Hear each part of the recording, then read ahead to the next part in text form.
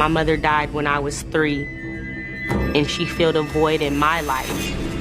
And we got woke up to that loud, seemed like just loud, door knock. And I heard my granny give that treacherous scream that comes from a mom. The window of the driver's seat was down. They also see a woman slumped over. There's blood near her head. She was sitting in the car with her head resting on a pillow, as if she was making herself comfortable. He was very flashy, very talkative, over the top. She realizes, oh boy, what have I got myself involved with? Who is this man? He has killed before, and he can kill again. She said, I want to tell you about one other crime, and this one involves 4 murders. That's a bloodbath. He thought that this was a good payback.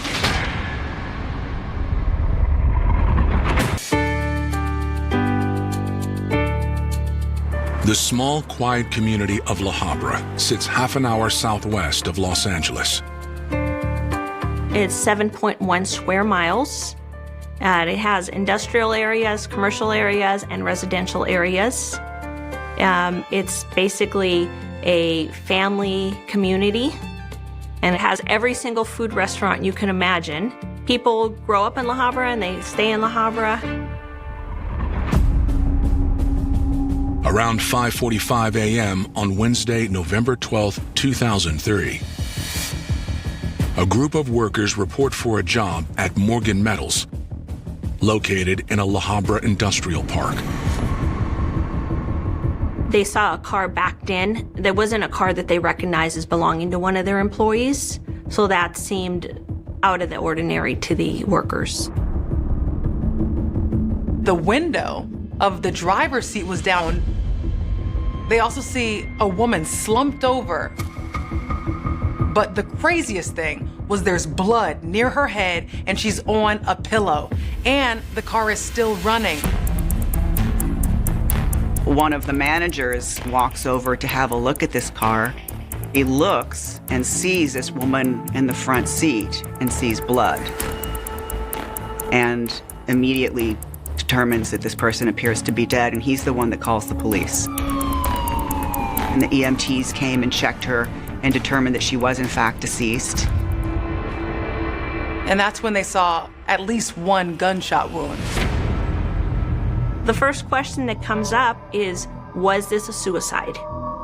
She's in the vehicle by herself, but there was no gun located, which made it unusual to assume that this was a suicide since there was no gun.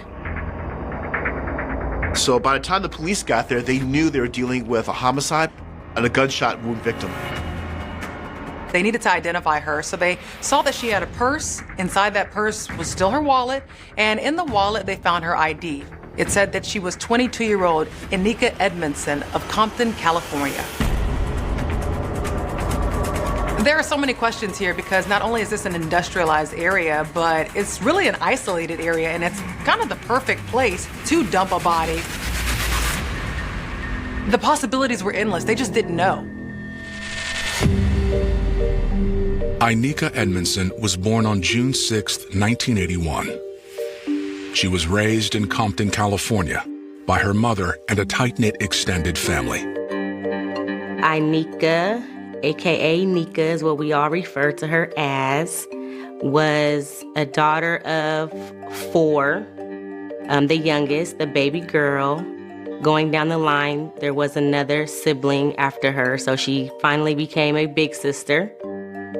Growing up, she was literally the light of the house, the boss maker, as I've been told anyways. Definitely courageous and just a ball of energy. As a teenager, Anika landed in hot water. She had some troubles with some girls, and they told her, we're gonna be waiting for you after work on a particular day. Anika had carried some razors in her hand, some box cutters, so to say. And when the girls came for her, she was ready to, defend herself. And she ended up slicing one of the girls' face. And when it went to the court system, they ended up taking her away for about 4 years. But in hindsight, everything happens for a reason. That's when she really, I think, made some hard decisions in there. How I'm gonna change my life, how I'm gonna, go about the rest of this, how I'm gonna make this better. She even wrote in some of her journals, how much she missed us, but she knew this was not gonna define her. And she did such. She went to the California Youth Authority afterwards, and then began to rehabilitate herself and began to work. She wanted a better life for herself. She was a great student. She went on after high school to do CNA. Her dream was to become a nurse eventually. We were so proud of her because of her, her trials that she went through at a very young age. When she wasn't working or spending time with her family, Inika pursued her favorite hobby. One of her biggest passions was cars. She was involved in a pretty cool car club. And in that club, what she really enjoyed doing on her pastimes was road trips and car shows. Car culture is timeless in LA. It's been around since the 50s or 60s. And each car club is different. The kind of cars you're driving are different. The members of the club are different. A lot of people belong to it, and Inika was like that. She really, really, really loved that car club. She was getting clothes airbrushed, jackets airbrushed. She took it to a whole nother level. She had a Toyota Corolla. She got it painted. She put TVs in there. She put rims on it. And she took it to the next level.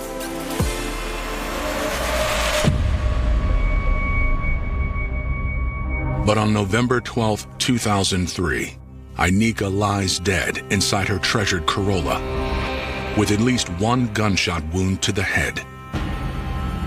LaHabra detectives arrive on the scene. They were checking this vehicle for clues, and keep in mind that a vehicle is a very small closed area, so it's fairly easy to contain the crime scene. They don't find anything in the car forensically that tells them who the suspect is. Unable to determine who killed Inika, investigators focus on why. Police are looking for a motive. Why this young lady is in the middle of an industrialized parking lot. This was not a robbery gone bad because the victim's cell phone or belongings were there, her jewelry was there. I believe she had rings and watches. Her pockets were not turned out. The car was not in disarray. They saw that she was completely clothed. Her clothes was intact. She clearly had not been sexually assaulted. That was clear from the scenario. So it eliminated some of the more common motives for the murder of a female. It doesn't look like she struggled. It doesn't look like she threw anything. It doesn't look like the crime scene was chaotic. In fact, it's the opposite. Her car was backed into a parking stall, a very comfortable way to park the car. She was sitting in the car with her head resting on a pillow, as if she was making herself comfortable. She seemed to be at rest and at peace. She never saw this coming. None of it made sense. So why was she there? And why was she killed there?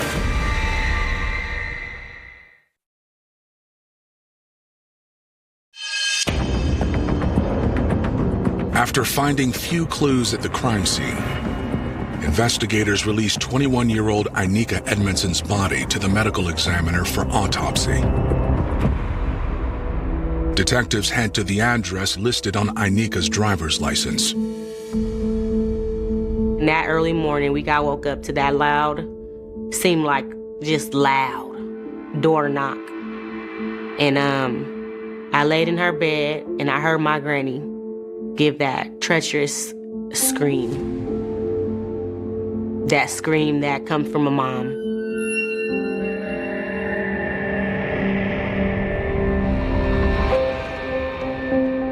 They asked for a list of anyone who her family knew that was close friends with her. They found out there that she was involved with a car club. And they also found out that she had been dating a gentleman by the name of Cimarron Bell. He was very flashy, very talkative, over the top. He liked dressing nice. He really enjoyed showing off his nice things.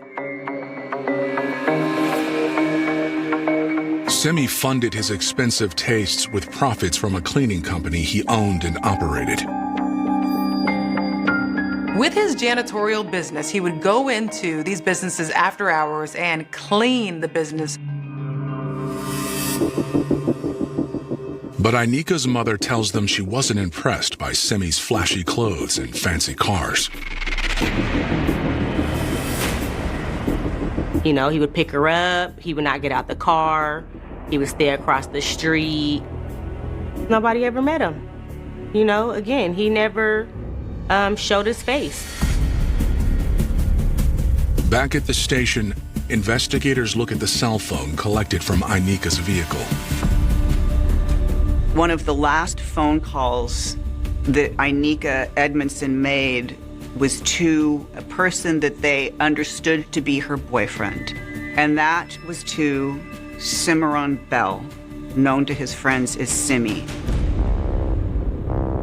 Investigators want to talk to Simi. But first, they attend Ainika's autopsy the following morning. Ainika was shot not once, not twice, but 3 times, close range, in the head with a .38 caliber gun. She was relaxing with her pillow and didn't appear to be holding on to the door or making any attempt to cover her face. It became evident that Miss Edmondson knew the person that had shot her in the head. So the detectives called in several of Miss Edmondson's friends, and they contacted Mr. Bell on the phone and asked him if he would be willing to come into the police station in order for him to be interviewed. He's escorted back to an interview room to talk to the detectives. He did mention during the interview that Miss Edmondson is someone who he had dated. He made it sound somewhat casual. The detectives told him that they had looked at Miss Edmondson's phone and that her last call had been to him. He said he spoke to her briefly and that he hadn't seen her since the previous weekend. He says, "I'm really sorry, she's dead. I plan on going to her funeral. I have no idea who did this to her." When detectives escort Simi to the lobby, they see he hadn't come alone. Detectives took note of a woman there waiting for him. As the first detective finished speaking to Mr. Bell and giving him his business card, the other detective asked the female if she would be willing to step outside in front of the police department so he could speak to her for a couple of minutes. So she agreed. She stepped outside, at which time she told the detective outside that her name was Nissa Wyatt. She claimed to be just a friend who had driven Mr. Bell to the police station. As for Ainika, Nissa says she barely knew her. She says, well, I didn't really know her. I only knew her through Simi, and she knows them both through the car club. Nissa has little to offer. But detectives notice that Simi is suddenly on edge. The detective who was in the lobby with Mr. Bell noticed that as soon as Miss Wyatt stepped outside, Mr. Bell got extremely nervous. His attention was diverted from the detective. He was focusing outside. At the time, we thought, okay, he might not necessarily be a suspect, but maybe we need to talk to him later on and continue to involve this investigation to see what we can find. But for now, we're going to let him go. That's exactly what they did. Just a few days after Ainika's death, investigators have no leads. By the time it turned to January of the next year, the case was going nowhere, other than we have a dead young woman in our city. The very beginning of February, that's when there's a big and very unexpected break in the case that no one was looking for. 3 months after Ainika Edmondson's mysterious murder, police actually end up arresting Nisa Wyatt on bank fraud charges. And instead of talking about her crime, she tells police, I want to tell you about one other crime. And this one involves 4 murders.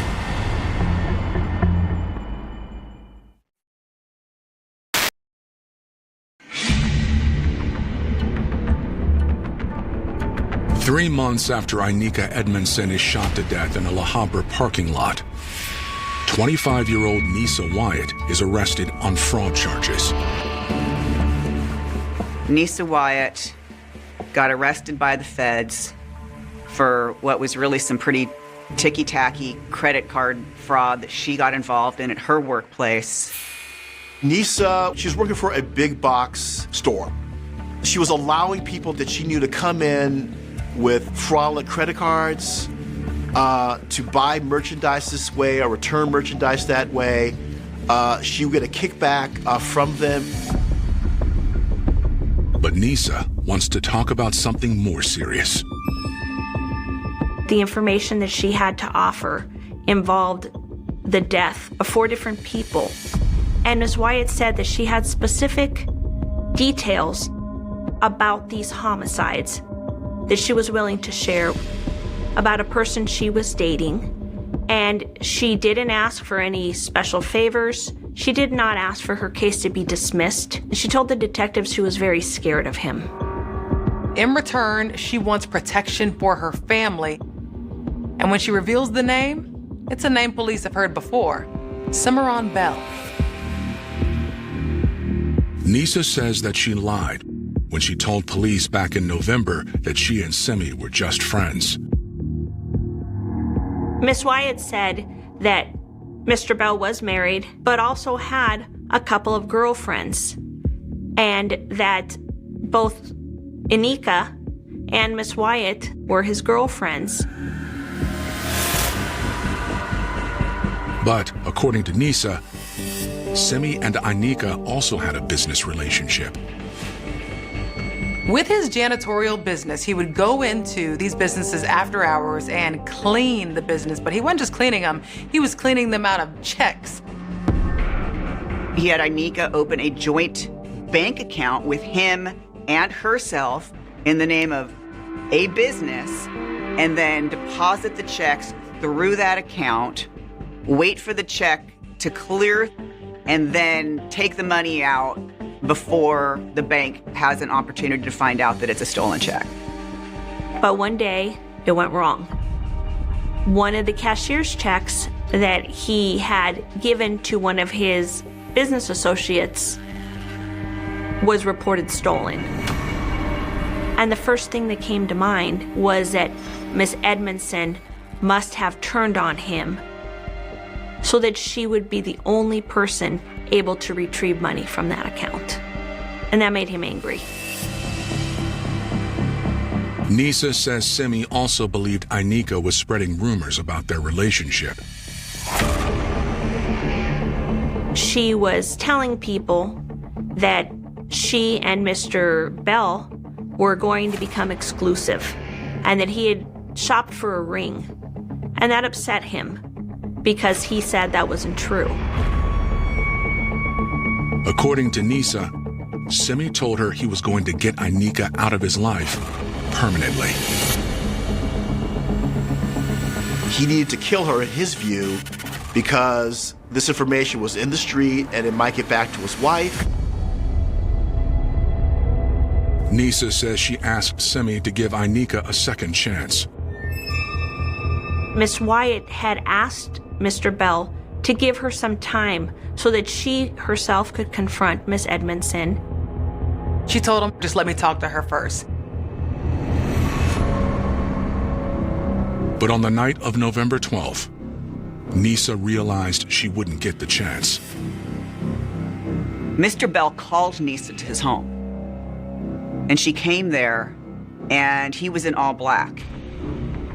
He seemed very agitated and annoyed, and he was pacing back and forth, and this was not like him at all. And when Nisa asked him, what's wrong? He said, I did it.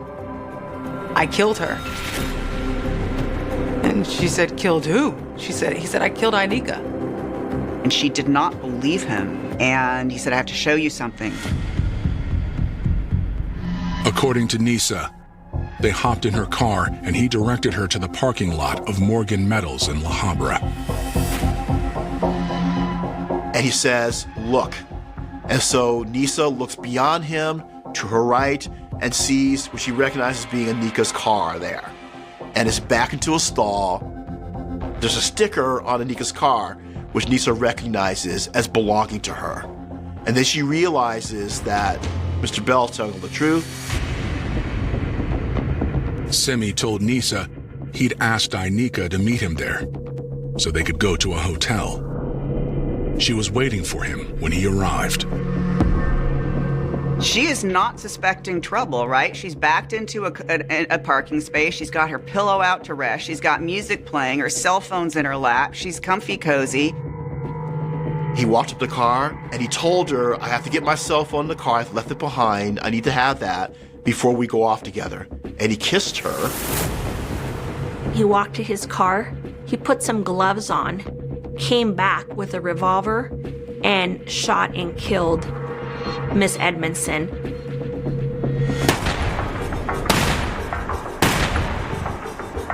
He was bragging. He was laughing about how Ainika's body jumped when he shot her in the head. And laughing about it. She realizes, oh boy, what have I got myself involved with? Who is this man? I wouldn't think he was capable of that, but apparently he is. He killed Ainika because he was afraid that Ainika was going to be providing too much information about him. He doesn't like it when people provide too much information about him, and now Nisa has too much information about him. So she's pretty realistic in thinking that she has reason to fear him.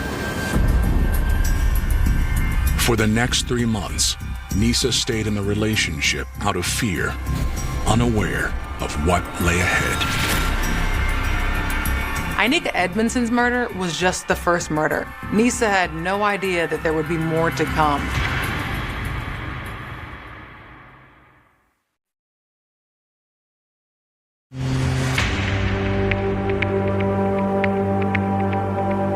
In February 2004, Nisa Wyatt tells LaHabra detectives that her boyfriend, Simi Bell, confessed to killing his other girlfriend, Ainika Edmondson.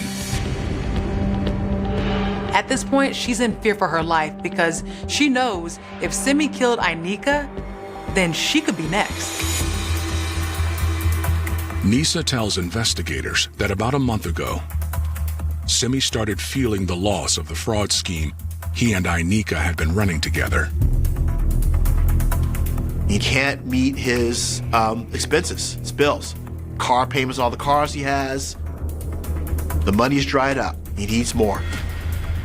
And he had come up with a scheme with his good friend, Mr. Brielle Lee. And they had decided that they were going to advertise Mr. Bell's Monte Carlo for sale at an incredibly low price. He decided to list his Monte Carlo in Auto Finder. And instead of listing it for the $23,000 that it was worth, he only listed it for roughly like $8,500. Not long after listing the ad, Simi asked Nisa to join a phone call to set up a meeting with potential buyer, Mario Larios. Mr. Bell involved Nisa because he had trouble understanding what Mario was saying. He thought Mario was saying, "I'm coming in a white van." And he had to have Nisa listen, and Nisa told him, "No, white Benz. He's coming in a white Benz." Later on, she sees on the news that a white Mercedes-Benz was found in a commercialized area with 3 bodies in the car. Her mouth dropped, and that's when she knew that Simi was involved.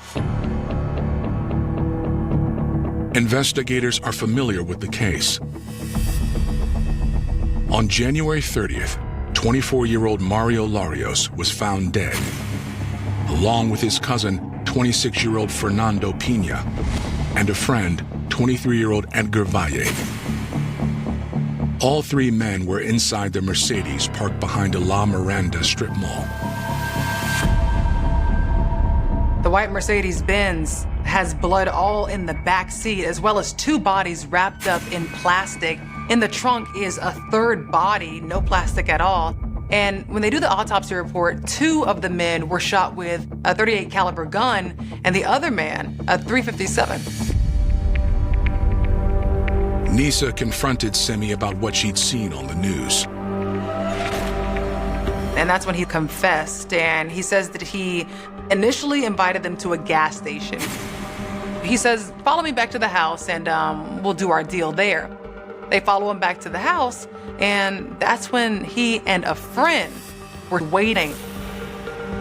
Mr. Brielle Lee was an accomplice of Mr. Bell and had been enlisted by him. Brielle waited at the house for the men to arrive. And the minute they get inside that house, Mr. Bell starts shooting.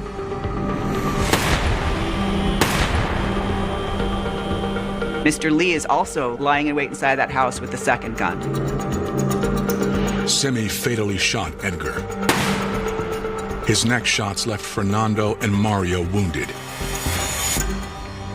Mr. Bell called out Mr. Lee from his hiding place at the back of the house to assist him in killing Mr. Pina, who was trying to run out of the house, having been shot and wounded, and to finish off Mr. Larios.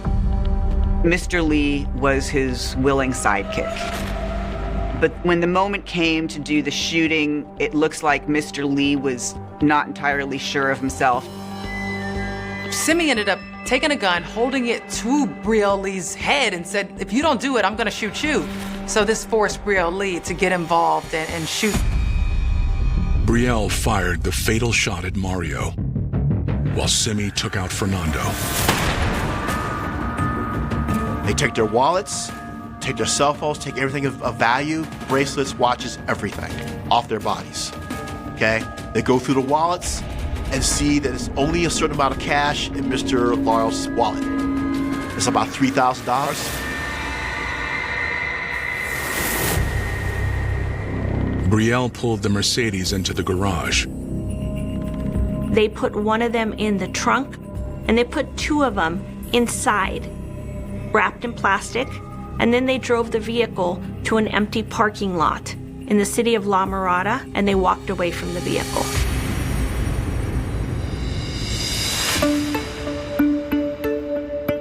Investigators release Nisa with the understanding that she must take precautions. She had to get out of the city. Nisa and her family had to change their life, and they ended up leaving Compton and going to another location far away from Compton. She definitely knows from what the things that he has discussed with her that he has killed before and he can kill again.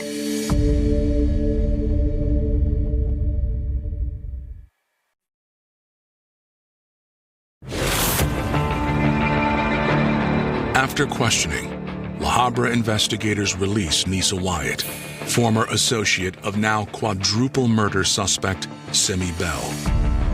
Not only has she tied together the murder of Miss Edmondson, but she has tied together the murder of 3 separate people in Los Angeles County that had also gone unsolved.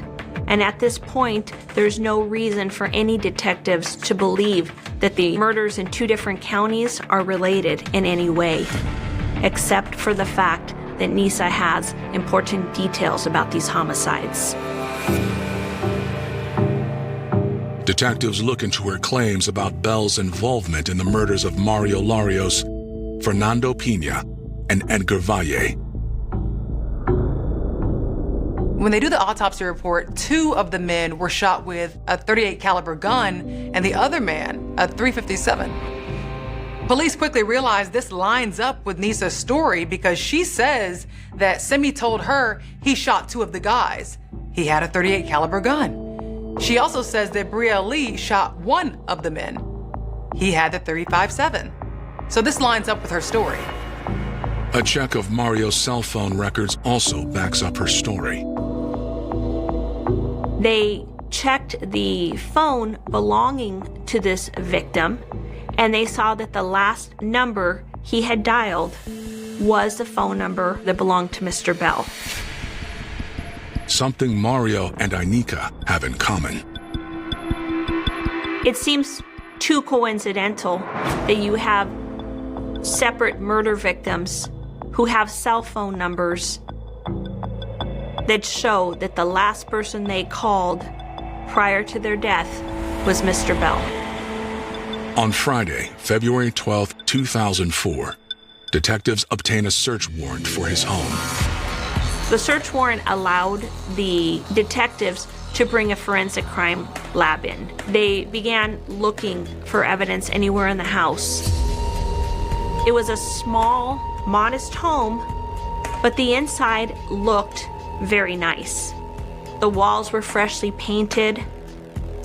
It appeared almost like a new home, maybe as if the walls had been plastered. They begin to dig into the patchwork of the house and find bullets lodged in the house. And then they're finding visible bullet holes in the walls in the kitchen. There is still a bullet sitting behind the dish drainer. The dishes in the dish drainer still sitting on the kitchen counter, just sitting there. I searched the garage, and the .38 caliber handgun that was believed to have been used to murder Miss Edmondson was found.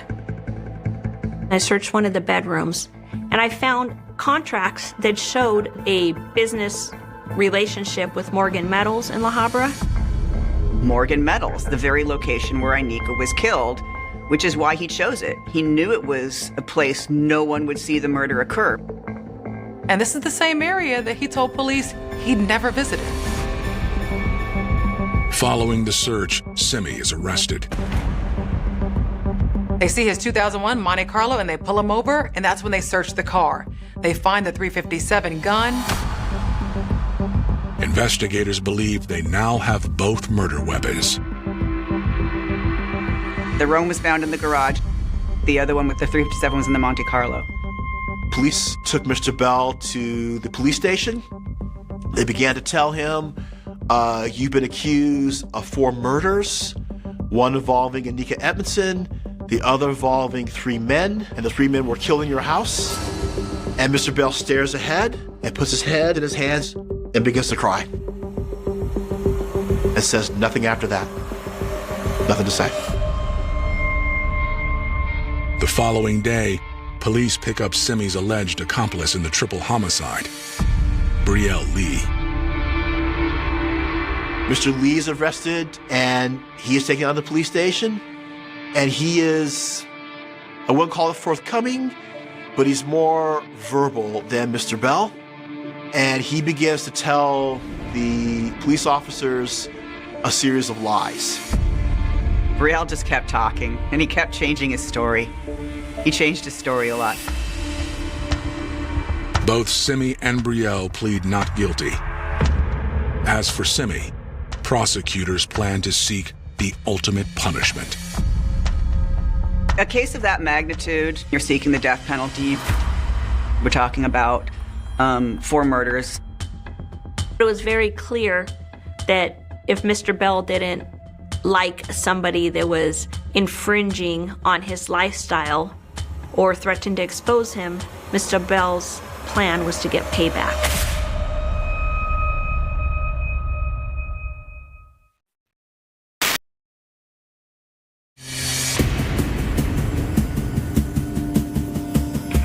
On Thursday, March 17, 2011, in California's Norwalk Superior Court, 36-year-old Simi Bell goes on trial for the murder of Inika Edmondson, Mario Larios, Fernando Pina, and Edgar Valle. I was about 21 now. I was pregnant with my first child during this trial. My granny, she was never the same. We all showed up though, we were there every day. My dad, her brother, her sister-in-law, me, her dad, I believe, came. It was hard, hearing the details. In his opening statement, prosecutors lay out Simi's motive in Inika's death.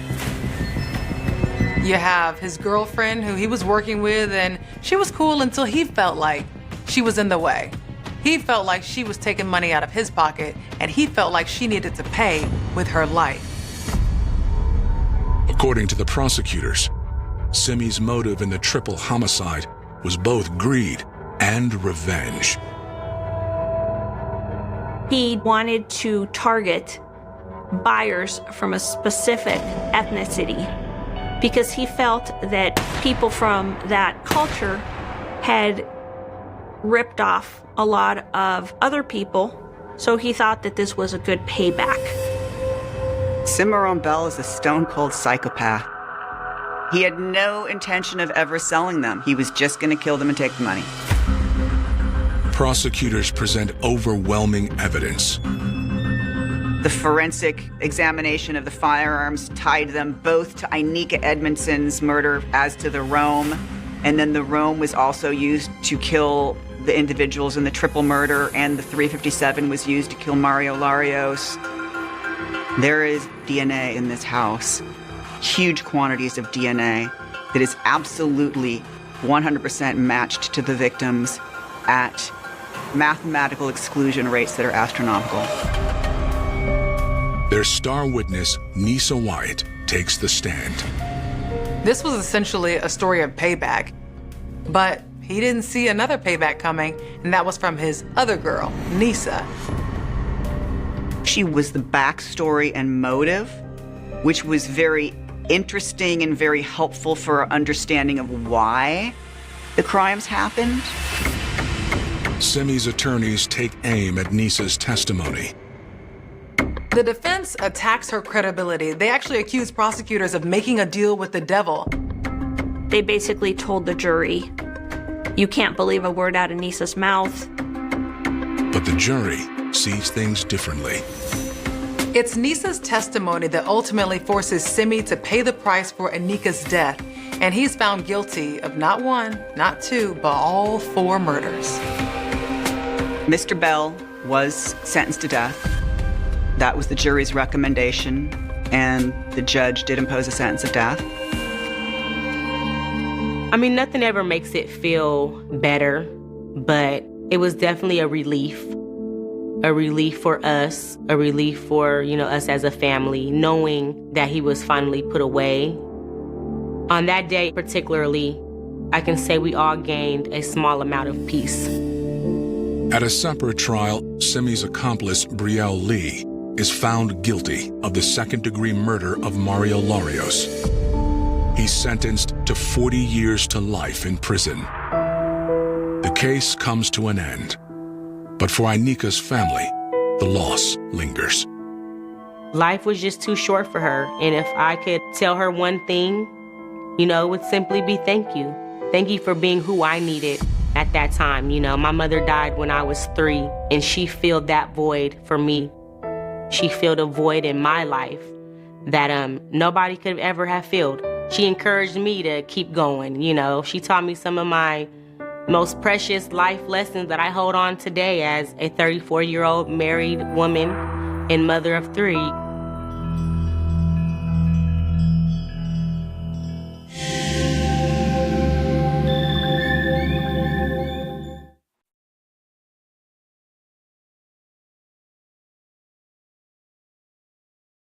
The first thing that arrived on February 1st, 2022, wasn't the police. And it wasn't the sound of sirens cutting through the quiet streets of Chelmsford in Essex, England. It was silence. The kind of heavy, unnatural silence that settles in a home after something irreversible has already happened, when time itself feels like it has hesitated for just a moment too long before continuing forward.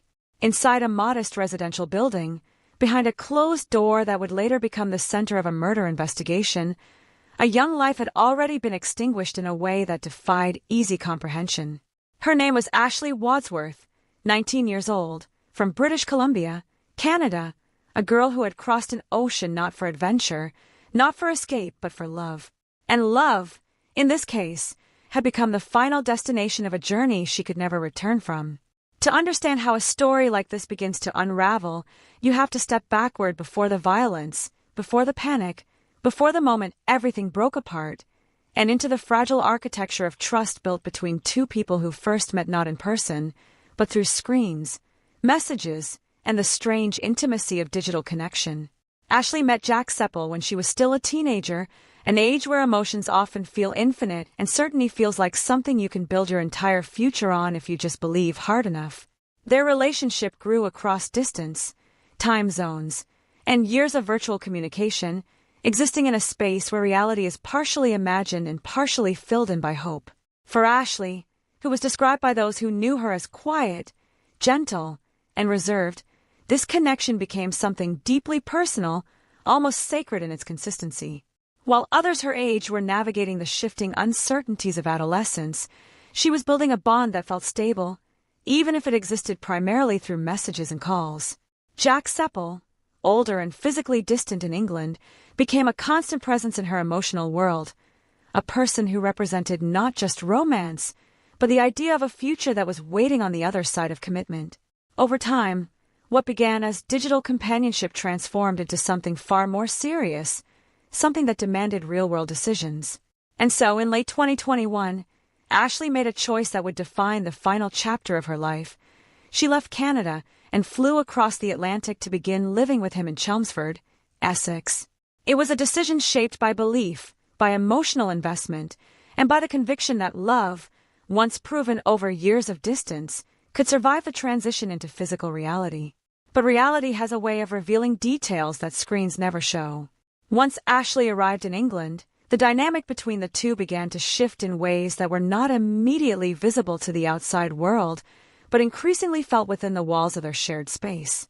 What had once been mediated through careful messages and curated interactions became immediate, physical, and unavoidable. Small disagreements no longer had the buffer of distance. Silence was no longer just absence of reply, but presence in the same room. According to later accounts and investigative findings, the relationship began to show signs of instability, jealousy that tightened its grip without warning, emotional volatility that turned ordinary conversations into tense exchanges, and moments where control replaced communication as the dominant language of the household. Ashley, far from home and separated from her support system, found herself in a position that many young people in unfamiliar relationships experience but rarely anticipate with clarity: the slow realization that the environment they have entered does not feel as safe as the one they left behind. There is a particular kind of loneliness that exists when you are physically close to someone but emotionally isolated within the same space, when every decision about leaving feels heavier than staying, because leaving means confronting uncertainty alone in a foreign country. In those weeks leading up to February, something in Ashley shifted. Those who later pieced together her final days described a growing unease, an internal alarm that began to override the initial optimism she had carried with her from Canada. She reportedly expressed a desire to return home, to go back to the familiarity of British Columbia, to step away from a situation that no longer felt stable or safe. That desire, however, became a source of tension within the relationship. Jack Seppel, confronted with the possibility of losing control over the situation or the relationship itself, reacted in ways that escalated emotional pressure. Arguments became more frequent. Voices reportedly rose behind closed doors. The atmosphere inside the apartment grew increasingly strained, as though every conversation carried the weight of an unspoken countdown.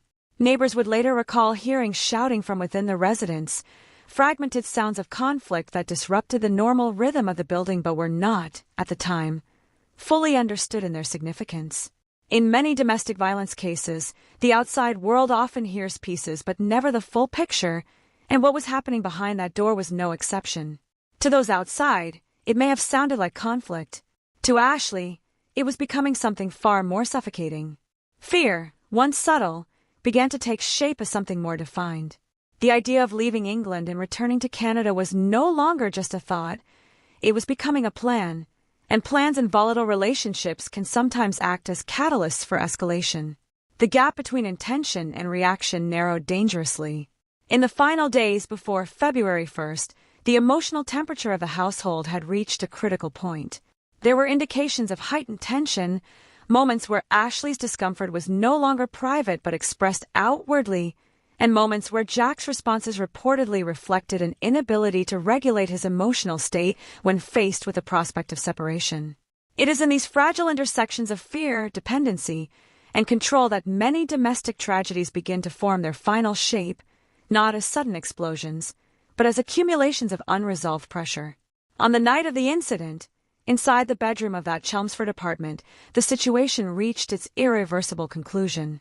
What exactly was said in those final moments is known only through fragments of evidence and later investigative reconstruction, but what is clear is that the confrontation escalated into physical violence. Ashley was attacked in the space that should have been the most private and secure area of the home. The assault began with strangulation, an act that suggests proximity, control, and overwhelming physical dominance, before escalating into a sustained knife attack that would ultimately result in approximately 90 stab wounds. The brutality of the act was not just in its outcome, but in its duration, the sheer number of injuries reflecting a level of violence that forensic experts would later classify as extreme. Ashley died in that room, far from the country where she grew up, far from her family, and far from the future she had imagined when she boarded a flight believing she was stepping into a new chapter of her life. In the aftermath of the attack, the expected pattern of behavior in many such cases did not unfold. There was no immediate attempt to flee the scene, no prolonged effort to conceal evidence in the traditional sense of evasion. Instead, what followed was something deeply unsettling in its own way, a moment of apparent collapse.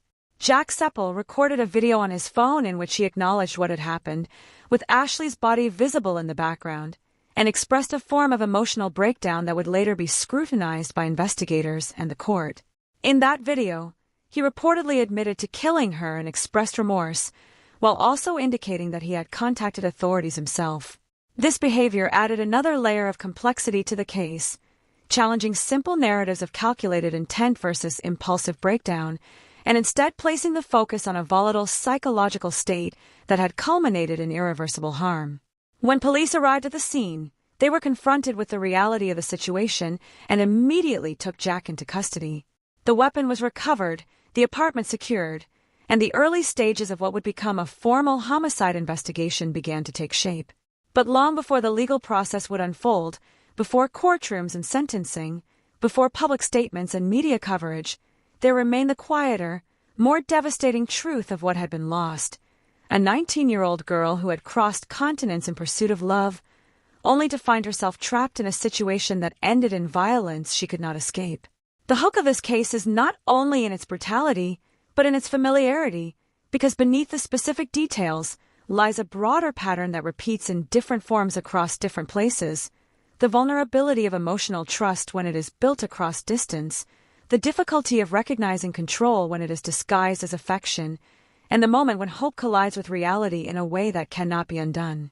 To understand how this case unfolded inside that small apartment in Chelmsford, you have to understand the environment it existed in, not just as a physical place, but as a psychological container where distance from home, emotional dependency, and private conflict all began to compress into something increasingly unstable.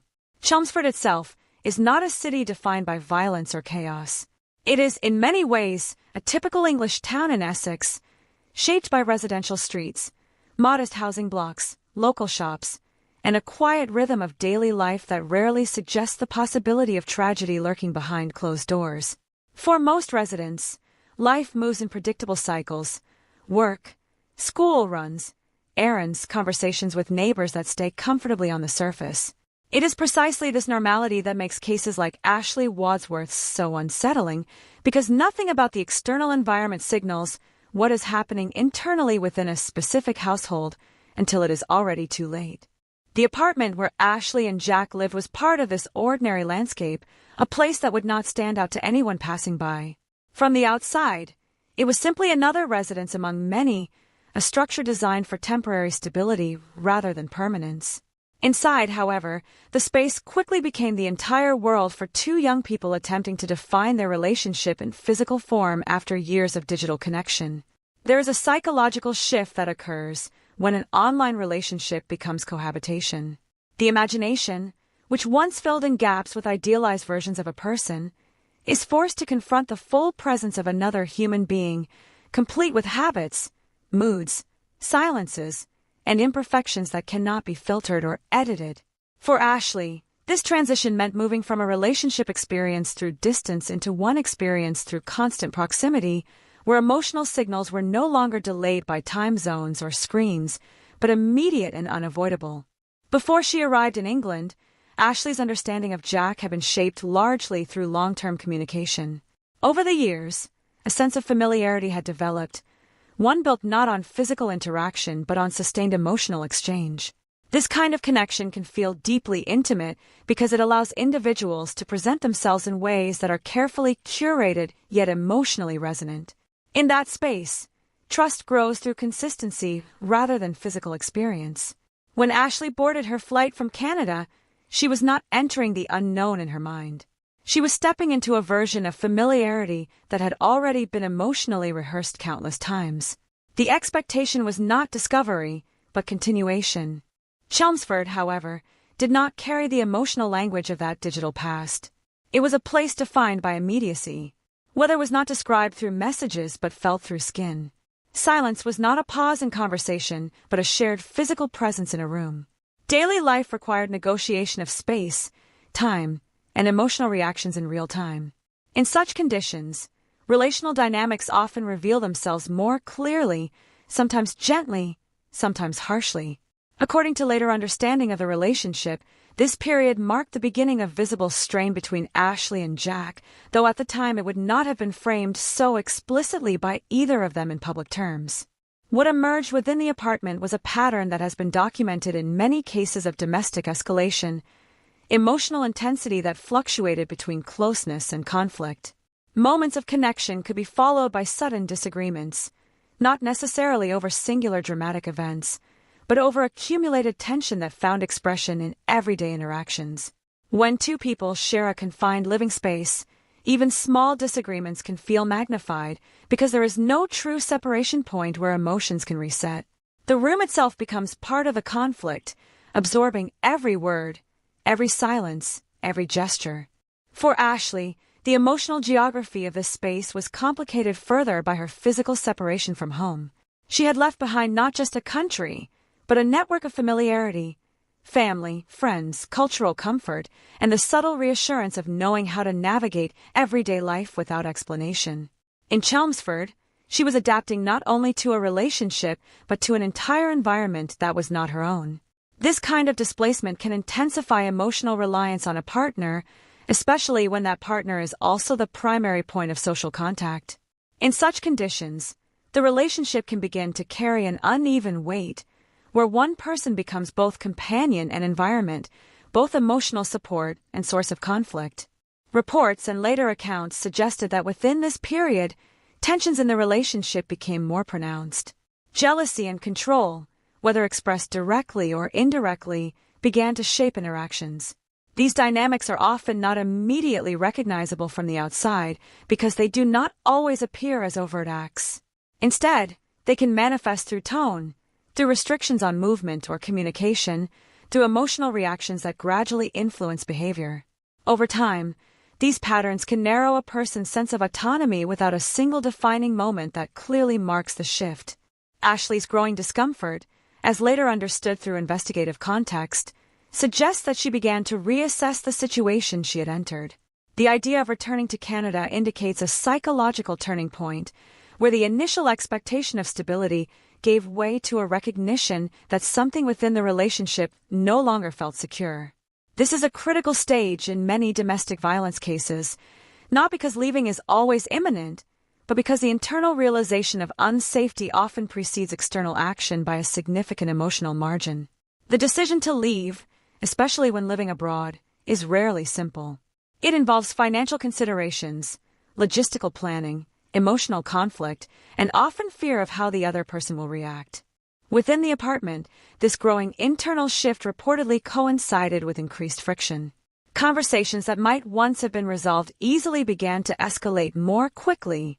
Emotional responses intensified. The presence of disagreement itself became destabilizing. In relationships where emotional regulation is already fragile, the introduction of perceived abandonment or separation can act as a catalyst for escalation. The suggestion that Ashley might return to Canada was not simply a logistical statement. Within the emotional structure of the relationship, it represented loss, rejection, and loss of control all at once. Chelmsford itself continued its normal rhythm outside the apartment. People went to work, shops opened, weather changed in its typical English unpredictability. The contrast between external normality and internal instability is one of the most striking aspects of domestic cases like this. There is no visual marker in the surrounding environment that indicates the severity of what is unfolding inside a specific home. Neighbors may hear fragments, voices raised in anger, sudden disruptions, but these moments are often not enough to construct a full understanding of risk. Human beings are also conditioned to normalize partial information, to interpret it as temporary rather than indicative of deeper danger. Inside the apartment, however, the accumulation of unresolved emotional tension created an environment where stability became increasingly fragile. Every interaction carried residual emotional weight from previous disagreements. In such conditions, communication does not reset after each conversation but continues to build layer upon layer until even minor triggers can produce disproportionate reactions. This is often how escalation occurs in domestic environments, not through a single cause, but through the compression of multiple unresolved emotional states over time.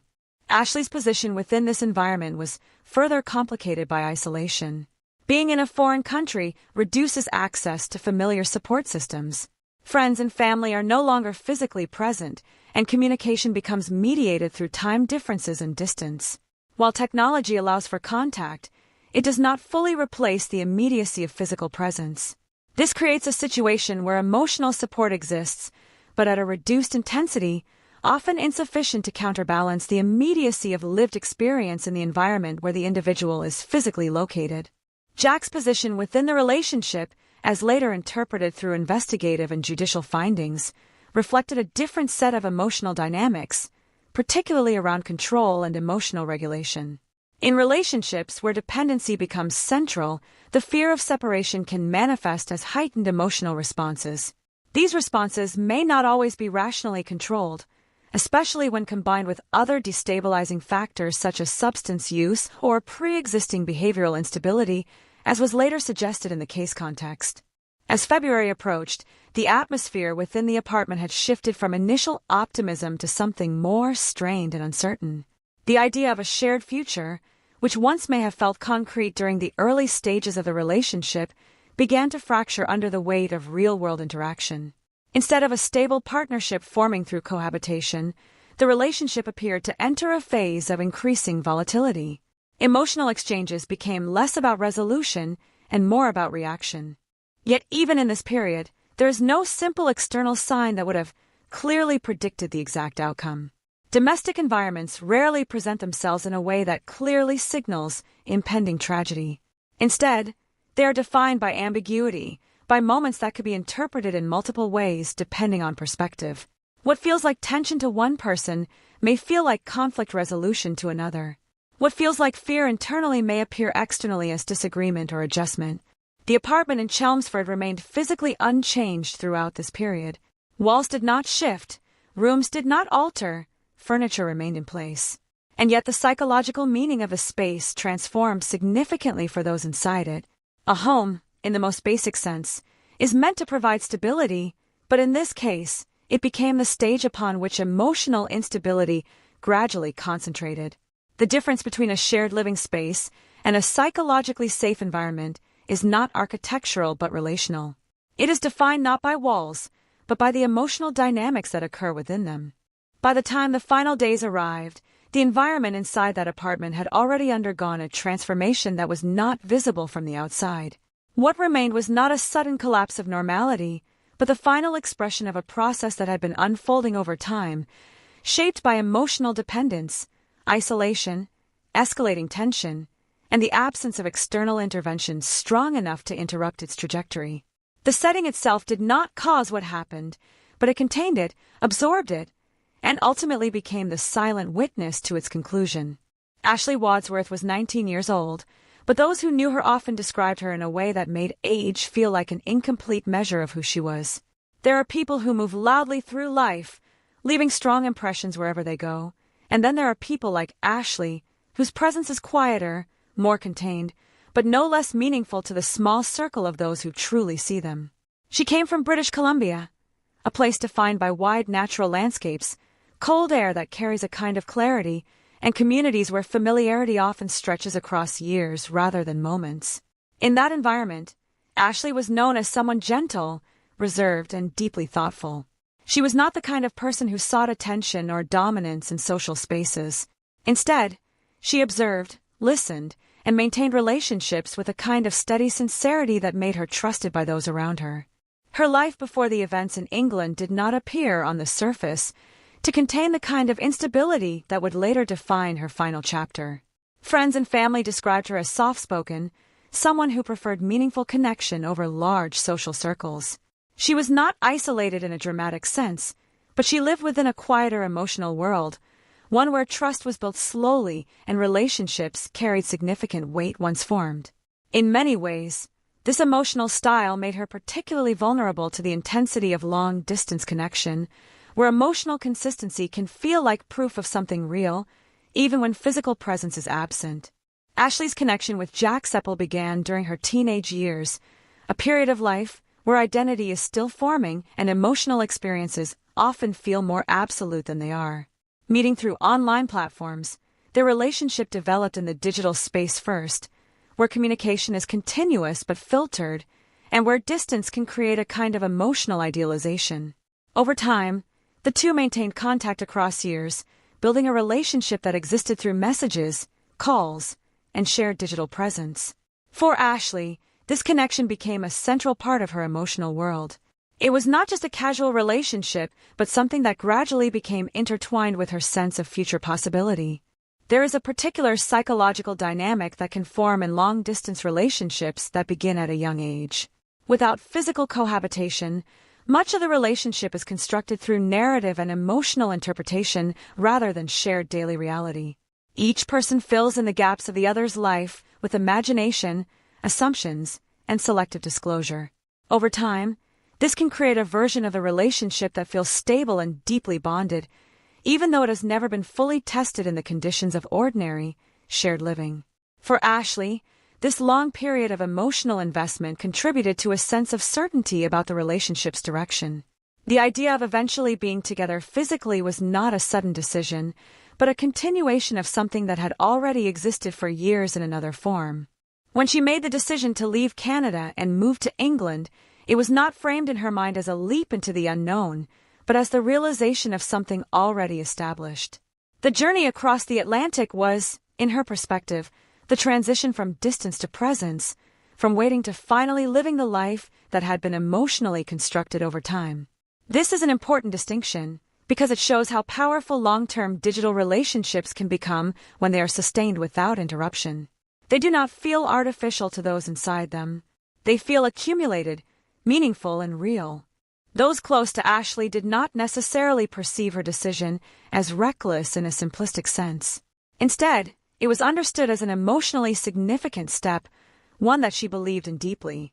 At 19, she was at an age where many people begin making decisions that define their independence. Moving to another country for someone you love, while risky in hindsight, can feel at the moment like an affirmation of commitment and trust. For Ashley, this move represented not only a relationship milestone, but also a personal belief in the future she had envisioned. When she arrived in Chelmsford, She entered a new phase of her life that was no longer mediated by distance or digital communication. She was now physically present in the life of the person she had known for years, sharing space, routines, and the immediate realities of daily coexistence. This transition often reveals aspects of a relationship that were previously invisible. Personality traits that seemed minor in conversation can become amplified in shared living conditions. Emotional responses that were once delayed or softened by distance become immediate and unavoidable. Ashley's experience in England was shaped not only by her relationship, but also by her adaptation to a completely different environment.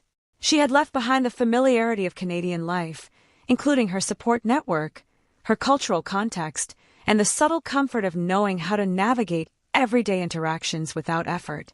In Chelmsford, everything required adjustment. Even simple routines carry the weight of unfamiliarity. In such conditions, emotional reliance on a partner can naturally increase, especially when that partner is the primary connection to the surrounding world. In the early period of her stay, there may have still been moments of optimism, moments where the idea of finally being together physically reinforced the emotional foundation of the relationship.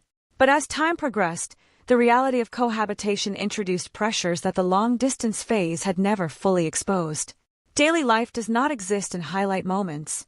It is built from repetition, small interactions, and the accumulation of unspoken emotional exchanges. It is within this accumulation that tension often begins to form. Ashley's personality, described as gentle and non-confrontational, likely influenced how she navigated the growing complexity of the relationship. People with such temperaments often prioritize emotional harmony and may internalize discomfort rather than express it immediately in direct confrontation. This does not mean absence of resistance, but rather a gradual internalization of concern before it becomes externalized as action. In the context of a relationship that was beginning to show signs of emotional instability, this dynamic may have contributed to a growing internal sense of unease that was not immediately visible to others. Reports from later investigations suggested that Ashley began to feel increasingly uncomfortable in the environment she was living in. The feeling of not being safe is rarely sudden in such contexts. It often develops gradually through repeated emotional signals that accumulate over time. Small arguments that leave lasting emotional residue. Moments of tension that are not fully resolved. Shifts in behavior that create uncertainty about emotional stability within the relationship. These elements do not always appear dramatic individually, but together they can create a persistent sense of instability. Her reported desire to return to Canada reflects a significant psychological turning point. It indicates that the emotional balance had shifted from anticipation of a shared future to concern about present circumstances. This kind of shift is critical in understanding domestic escalation because it represents the moment where internal perception of safety changes.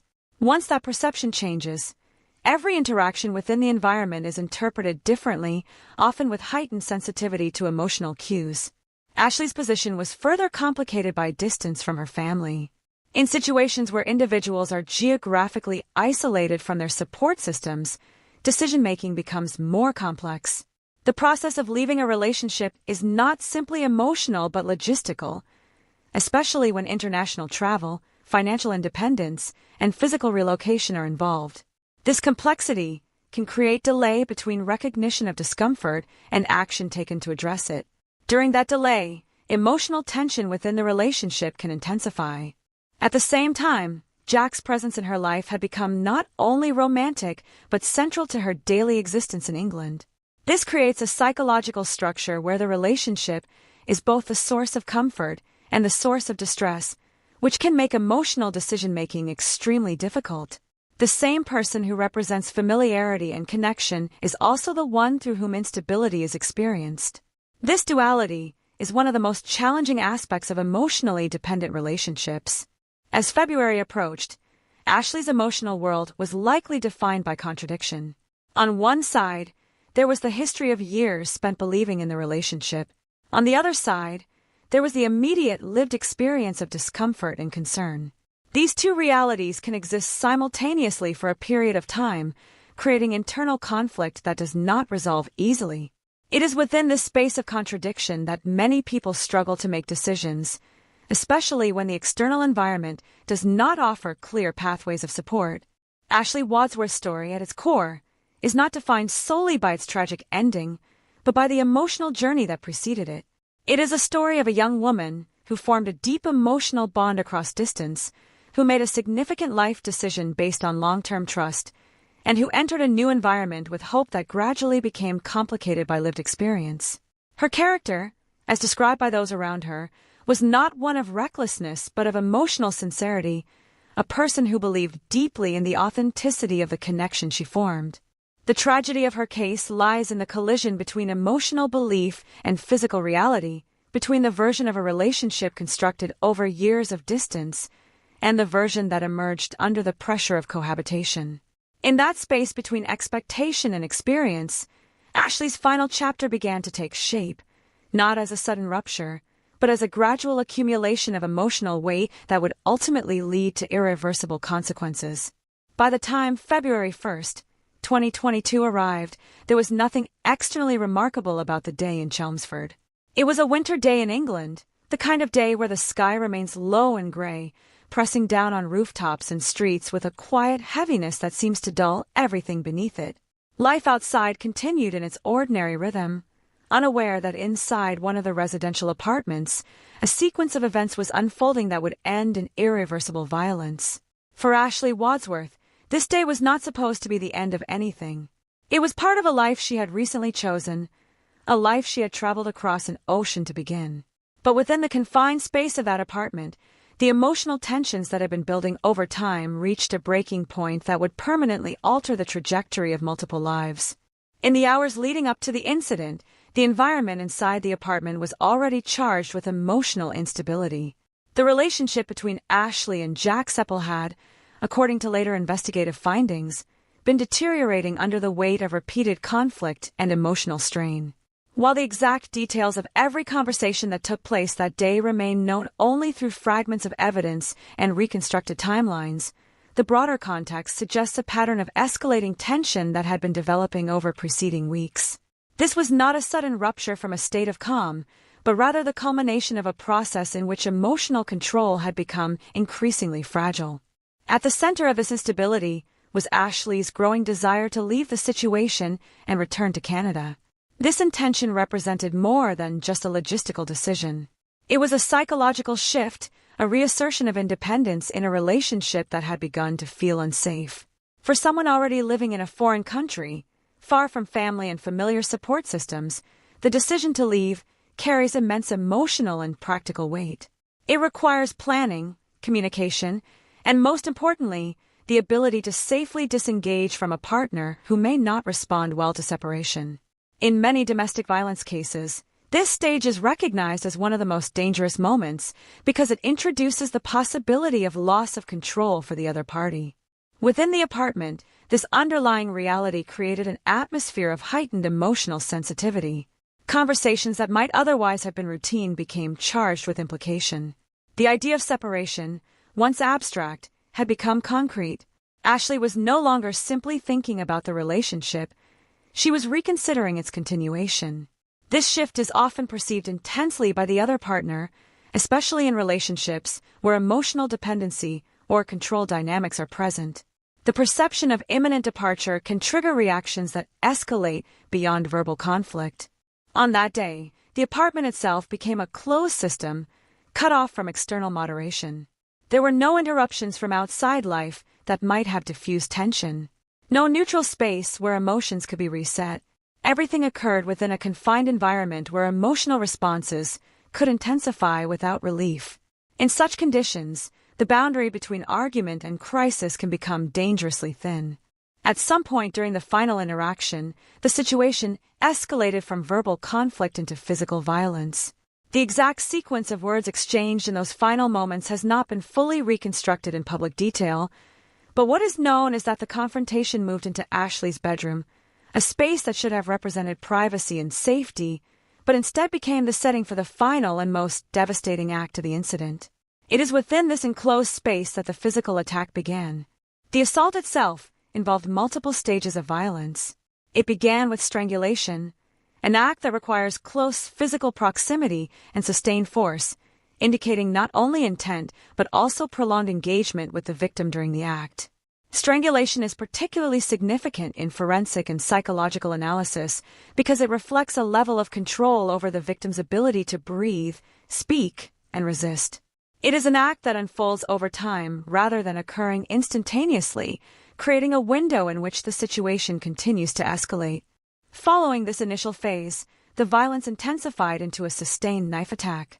The number of injuries inflicted was later determined to be approximately 90 stab wounds. This detail is not simply a statistic, but a reflection of the intensity and duration of the attack.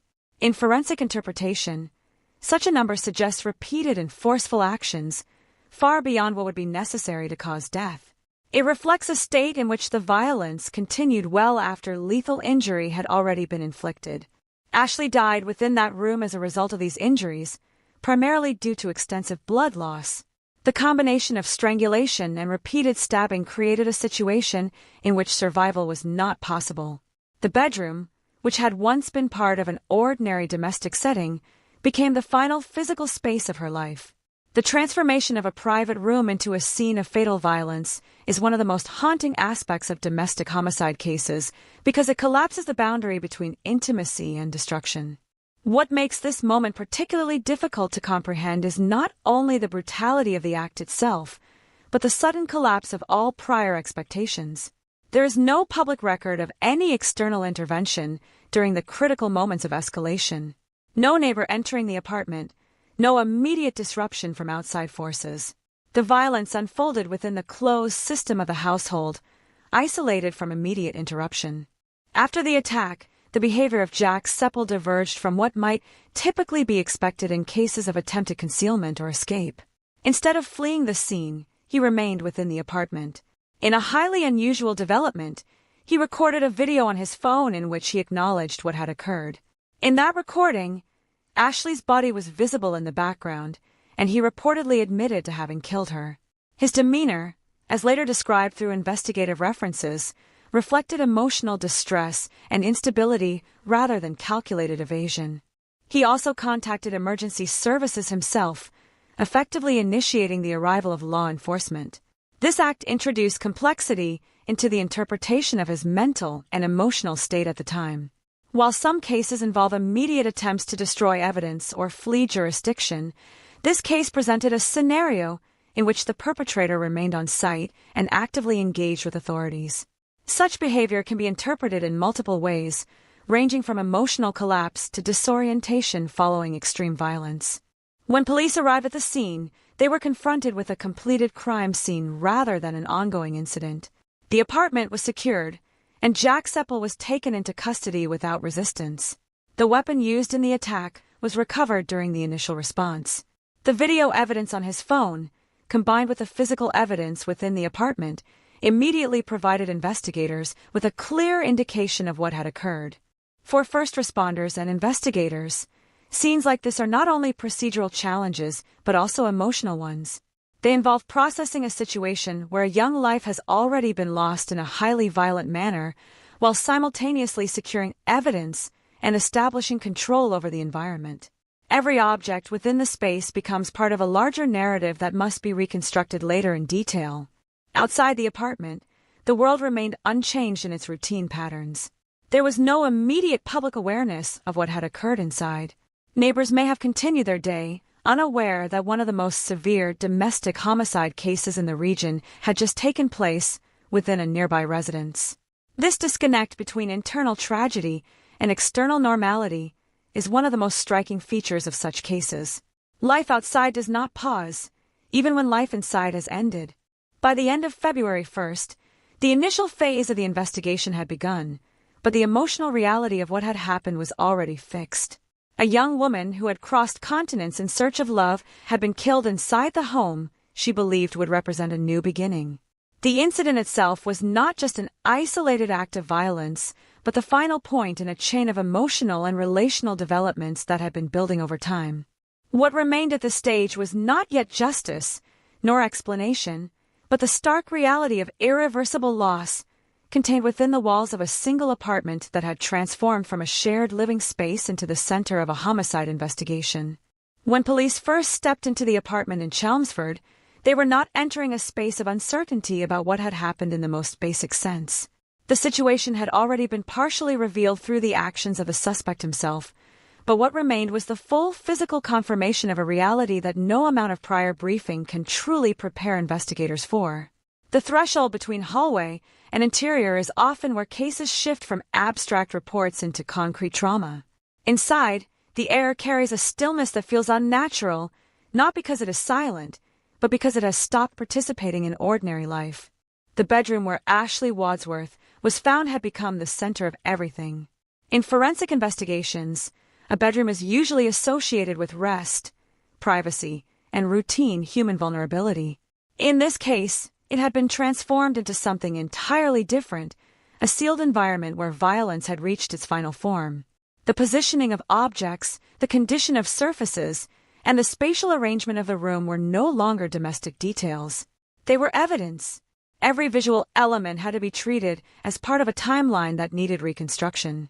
Ashley was found inside that space, and the condition of the scene immediately indicated the severity of what had taken place.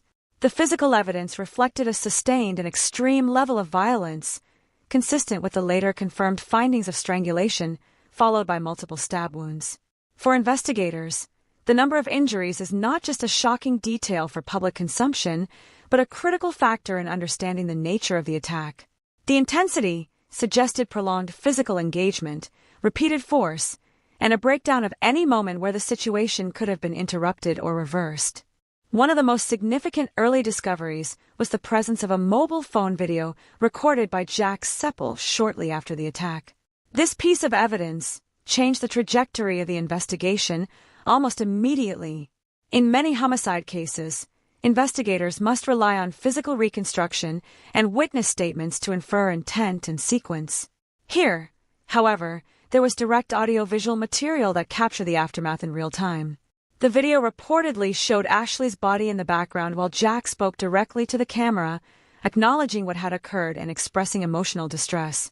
This type of self-recorded evidence is rare, and it introduces a raw, unfiltered perspective that no external testimony can replicate. The presence of this recording also influenced the initial interpretation of events by investigators. It suggested that the situation had not transitioned into a prolonged attempt to conceal the crime. Instead, it appeared to reflect a moment of immediate psychological collapse or disorientation following the act itself. However, even in the presence of apparent confession, investigators are trained to treat all evidence with procedural caution. Emotional expression does not replace legal analysis, and every detail still required verification through physical and forensic examination. As officers secured the apartment, the process of documenting the scene began with meticulous attention to detail. In cases of this severity, nothing is considered insignificant.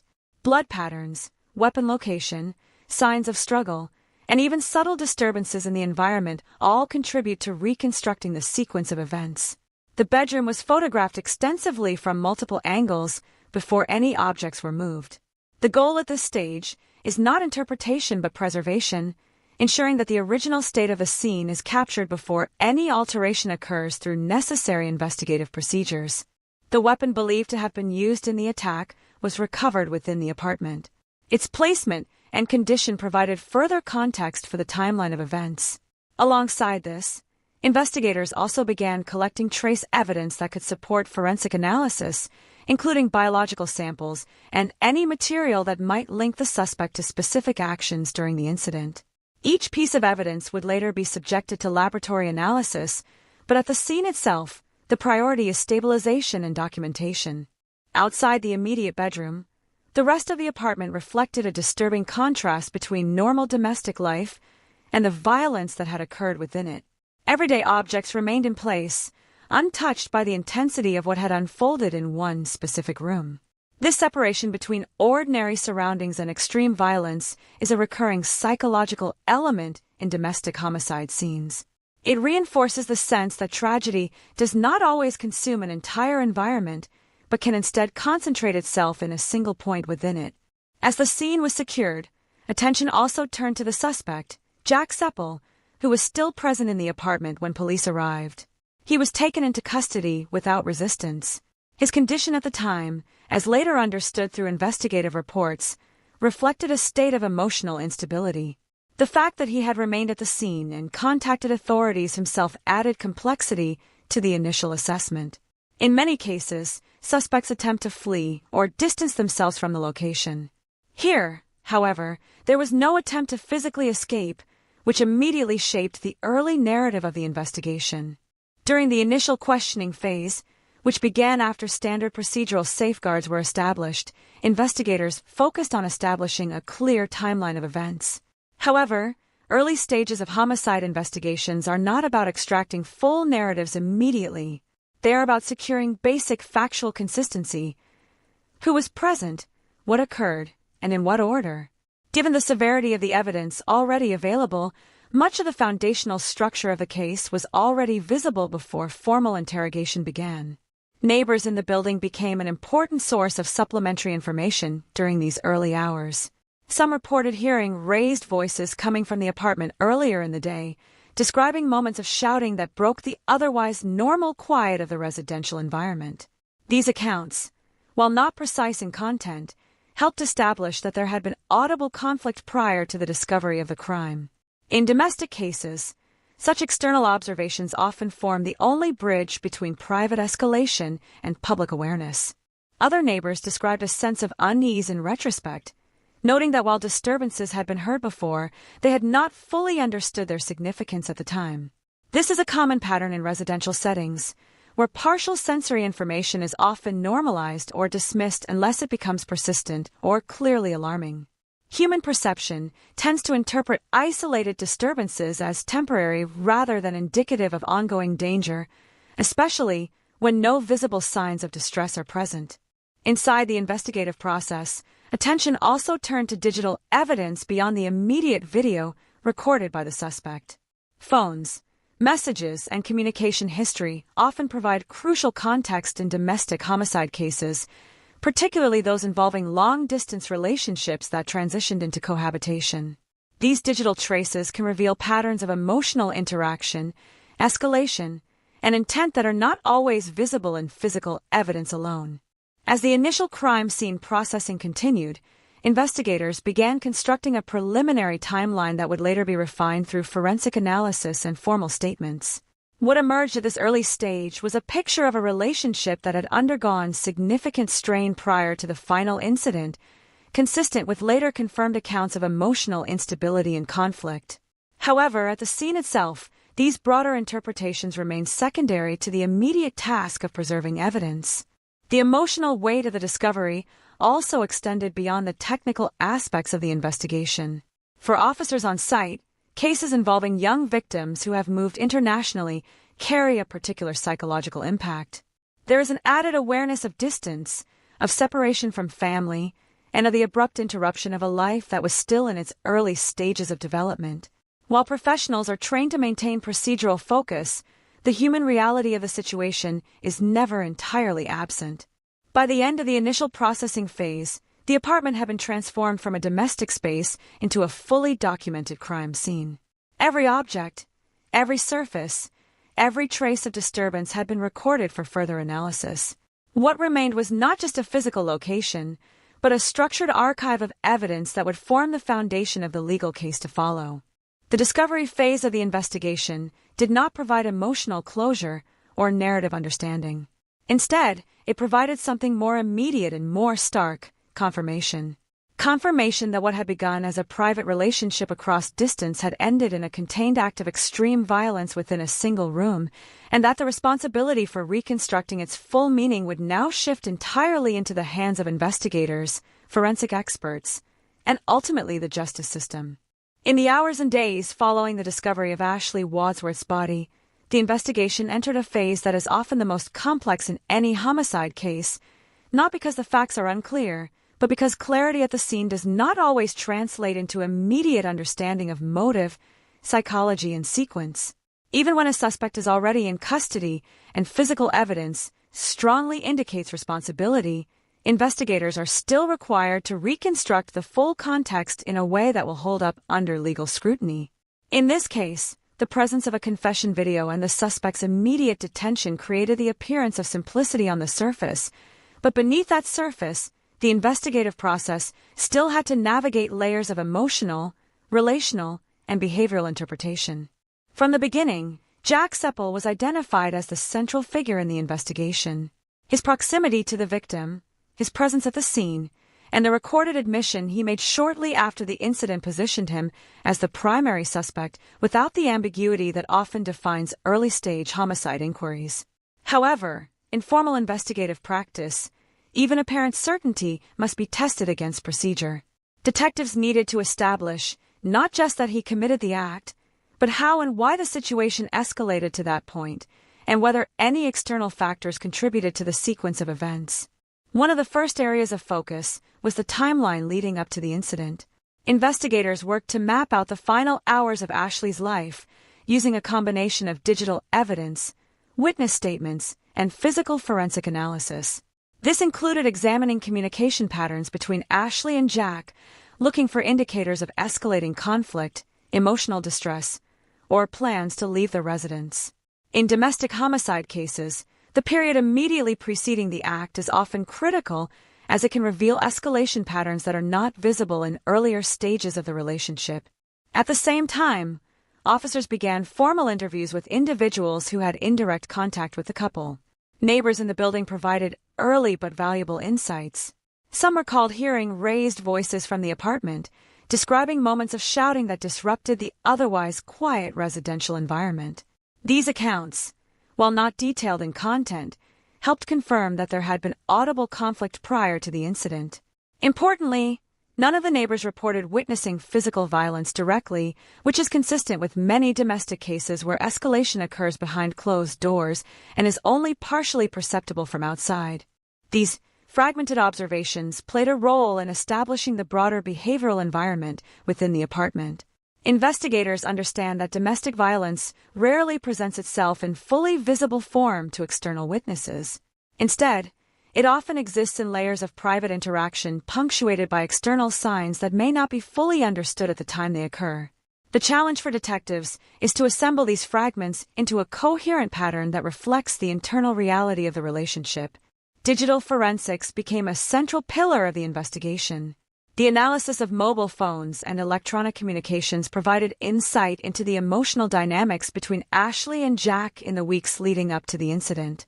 While specific private messages were treated as evidentiary material within the case file, the general pattern that emerged was consistent with reports of increasing tension and emotional instability. Communication in the final period appeared to reflect uncertainty, disagreement, and the growing possibility of separation. In cases involving young couples, especially those who transition from long-distance relationships to cohabitation, digital communication history often becomes one of the most important sources of context. It can reveal shifts in tone, frequency, and emotional content that may correspond with real-world behavioral changes. For investigators, this information is not used in isolation, but as part of a broader reconstruction of relational dynamics. Another critical element of the investigation involved forensic examination of the crime scene itself beyond the immediate bedroom where the fatal attack occurred. The spatial layout of the apartment, signs of movement, and distribution of evidence were analyzed to determine the sequence of events. Blood pattern analysis, in particular, helps establish movement and intensity during violent encounters, allowing investigators to infer positions, transitions, and duration of physical interaction. In this case, the forensic evidence supported the conclusion of a prolonged and highly violent confrontation within a confined space. The presence of the recorded video made by Jack Seppel shortly after the incident also became a key evidentiary component. While emotionally disturbing in nature, it provided investigators with immediate post-incident behavioral data. In the video, his acknowledgement of the act and visible emotional distress contributed to an understanding of his psychological state at that moment. However, investigators were careful not to interpret the video as a standalone explanation of intent or mental condition. Instead, it was treated as one piece within a larger evidentiary framework. As the investigation progressed, attention also turned to Jack's background, including his prior behavioral history, personal circumstances, and any factors that might help contextualize his actions. In homicide investigations, background analysis is not used to justify behavior, but to understand potential contributing influences that may have shaped decision-making patterns. This includes examining past relationships, behavioral reports, and any documented signs of instability or aggression. The concept of emotional control within the relationship also became a subject of investigative interest. Based on available evidence and later court findings, the relationship exhibited characteristics consistent with emotional volatility and control-related tension. These dynamics are particularly significant in domestic homicide cases, where escalation is often tied not only to immediate conflict but to longer-term patterns of dependency and perceived loss of control. Despite the apparent clarity of responsibility, investigators still had to ensure that the legal standards for prosecution were fully satisfied. This meant verifying every element of the case through independent evidence, ensuring chain of custody for physical materials, and corroborating digital findings with witness testimony and forensic results. The legal system requires not only truth, but structured proof that can withstand courtroom examination. During this phase, Ashley's family in Canada was formally notified and began to engage with authorities across jurisdictions. International cases introduce additional procedural layers, including coordination between law enforcement agencies and consular support.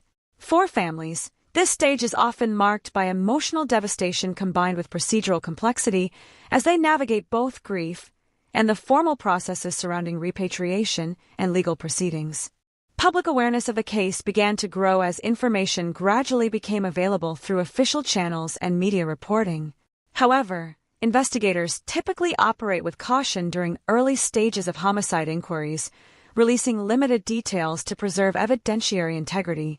This balance between public interest and investigative confidentiality is a standard part of major criminal cases, particularly those involving young victims and high emotional impact. Within the investigative team, the case quickly evolved from an active inquiry into a structured prosecution file. The combination of confession, forensic evidence, and digital documentation created a strong evidentiary foundation. However, the psychological interpretation of events remained more complex. Understanding why the relationship deteriorated to the point of lethal violence requires more than physical evidence. It requires careful reconstruction of emotional trajectories over time. As the investigation moved forward, the focus gradually shifted from immediate fact-finding to preparation for legal proceedings. This included compiling comprehensive reports, organizing forensic findings into admissible formats, and preparing witness statements for court presentation. Every detail had to be carefully structured to ensure that the narrative of events was supported by verifiable evidence rather than assumption. By the end of this phase, the investigation had reached a point of procedural consolidation. The central facts were established, the primary suspect was in custody, and the evidentiary framework was largely complete. What remained was the transition from investigation to justice process, where the raw reality of what had occurred would be examined in a formal legal setting. As the investigation transitioned into the judicial phase, the case of Ashley Wadsworth entered a different kind of gravity, one that no longer belonged to the crime scene or the immediate urgency of police work, but to the structured, procedural world of the courtroom. This is the stage where facts are no longer simply discovered, but tested, organized, and presented in a way that must withstand legal scrutiny, defense challenge, and the formal requirements of justice.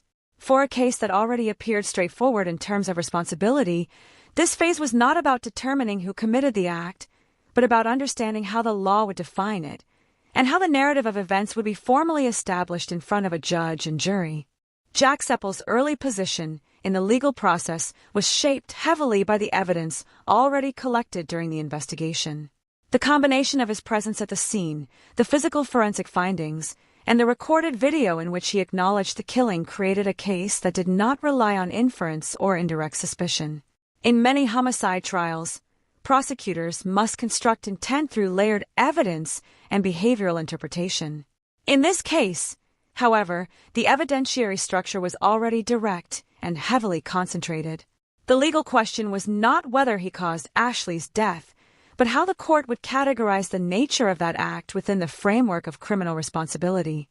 As proceedings advanced, Jack Seppel formally admitted guilt to the charge of murder. This plea removed the need for a full contested trial on the question of factual responsibility, shifting the courtroom's focus towards sentencing and legal characterization. In doing so, the emotional weight of the case moved from evidentiary debate into judicial evaluation. The courtroom was no longer a place to uncover truth, but to measure its consequences in legal terms. During sentencing discussions, the court was presented with a detailed reconstruction of the events leading to Ashley's death. Prosecutors outlined the progression from relationship tension to final confrontation, emphasizing the escalation of violence within a domestic setting. The brutality of the attack, particularly the combination of strangulation and multiple stab wounds, was highlighted as evidence of extreme and sustained violence. In legal terms, such details are not used for emotional amplification but for classification, helping the court determine the severity of culpability and the appropriate sentencing range. The judge in the case described the actions as exceptionally violent and emphasized the devastating nature of the loss suffered by Ashley's family. Judicial language in such cases is carefully chosen, balancing the need to acknowledge harm with the requirement of legal precision. The court also considered the broader context of domestic violence dynamics, particularly the fact that the relationship had involved emotional instability and signs of escalating conflict prior to the incident. While these factors do not mitigate responsibility for the act itself, they are often referenced to frame the environment in which the offense occurred. Defense representation, as a standard in such proceedings, had limited scope for contesting factual guilt due to the admission and overwhelming evidence. Instead, legal arguments tended to focus on contextual elements, including the psychological state of the defendant at the time of the offense. In cases involving sudden violent escalation, defense submissions may attempt to introduce factors such as emotional distress or impaired judgment. However, the severity and nature of the injuries, along with the post-incident behavior captured in the video evidence, weighed heavily in the court's overall assessment. One of the most significant aspects considered during sentencing was the presence of pre- and post-incident behavior that demonstrated awareness of actions taken. The recorded video, in which Jack Seppel acknowledged the killing and contacted authorities, was treated as part of the behavioral timeline rather than as an isolated emotional expression. It contributed to the court's understanding that the incident occurred within a moment of extreme psychological instability, but it did not alter the legal classification of the act as murder. Ashley Wadsworth's family provided victim impact statements that were presented to the court, describing not only the emotional devastation caused by her death, but also the circumstances in which she had left Canada to pursue a life abroad. These statements are a crucial part of sentencing in homicide cases, as they allow the court to understand the human impact beyond forensic and legal definitions. The loss of a young life, particularly one involving international relocation and separation from family, added a profound emotional dimension to the proceedings. In delivering its final judgment, the court imposed a life sentence on Jack Seppel. In the legal framework of England and Wales, a life sentence does not necessarily imply immediate release after a fixed period, but rather establishes a minimum term that must be served before eligibility for parole is considered. The court's decision reflected the seriousness of the offense, the degree of violence involved, and the broader context of domestic homicide. The sentencing emphasized that the act represented a complete and irreversible breach of human life within an intimate domestic setting. Throughout the courtroom proceedings, there was a consistent tension between legal structure and human tragedy. While the law operates through classification, procedure, and precedent, the reality underlying this case resisted reduction to purely legal terms. The court was required to translate an act of extreme personal violence into structured language of offense categories and sentencing guidelines, but the emotional weight of the case remained evident in the background of every statement delivered. For observers, both within the legal system and in the wider public, the case highlighted the intersection between modern relationships, digital connectivity, and real-world vulnerability. Ashley's journey from Canada to England was not just a personal decision, but part of a broader pattern seen in long-distance relationships that transition into physical cohabitation. The courtroom proceedings, while focused on legal responsibility, inevitably reflected these broader social dynamics. As the sentencing concluded, the judicial process formally closed the question of criminal liability. The defendant was held accountable within the full extent of the law, and the case transitioned out of active courtroom proceedings into the category of concluded legal matters. However, the resolution in legal terms did not equate to emotional closure for those affected. The family of Ashley Wadsworth, the investigators who worked the case, and even members of the public who followed the proceedings were left with the enduring reality of the loss that had occurred. In the end, the courtroom did what it is designed to do. It defined responsibility, imposed consequence, and recorded judgment within the framework of law. But what it could not do was restore what had been taken. The life of a 19-year-old woman, once shaped by possibility and distance-bound hope, had been reduced to a sequence of legal findings and a final sentence. The justice system could account for the act, but it could not reverse the absence it left behind. When the legal proceedings concluded and the formal sentence was delivered, what remained was not resolution in the emotional sense, but a lingering silence that often follows cases of domestic homicide.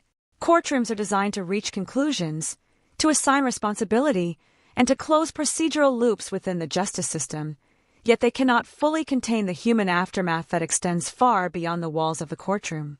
For Ashley Wadsworth's family, the end of the trial marked not an ending, but a permanent confirmation of loss that had already been felt since the moment they learned of her death in England. Ashley's family, thousands of kilometers away in Canada, experienced the case through a combination of official communication, media coverage, and court statements. No legal document or formal judgment can replicate the lived reality of receiving news that a daughter, a sister, a loved one who had left home in pursuit of a new life, would never return.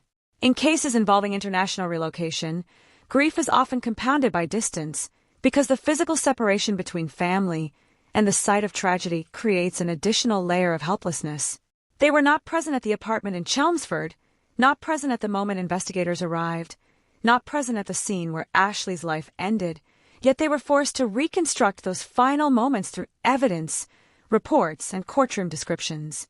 During the sentencing phase, victim impact statements became one of the most emotionally significant elements of the proceedings.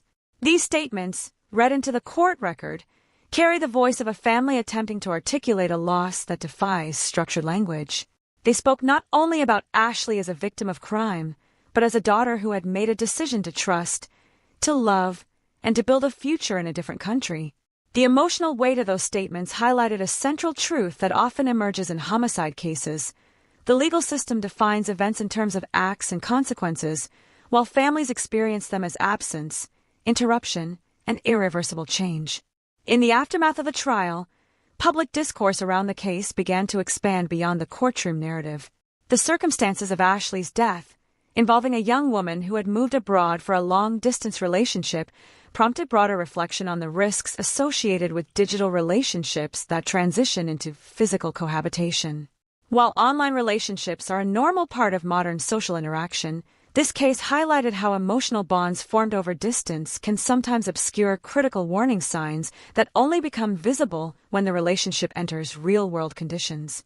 There was also discussion about emotional dependency and isolation, particularly in situations where one partner relocates internationally. When a person moves to a new country for a relationship, they often lose immediate access to familiar support systems. Friends and family are no longer physically present, and the surrounding environment is unfamiliar. This creates a condition where the partner becomes not only a romantic figure, but also the primary source of emotional stability, social interaction, and daily structure. In such circumstances, any instability within the relationship can have amplified psychological impact because there are fewer external anchors to provide balance.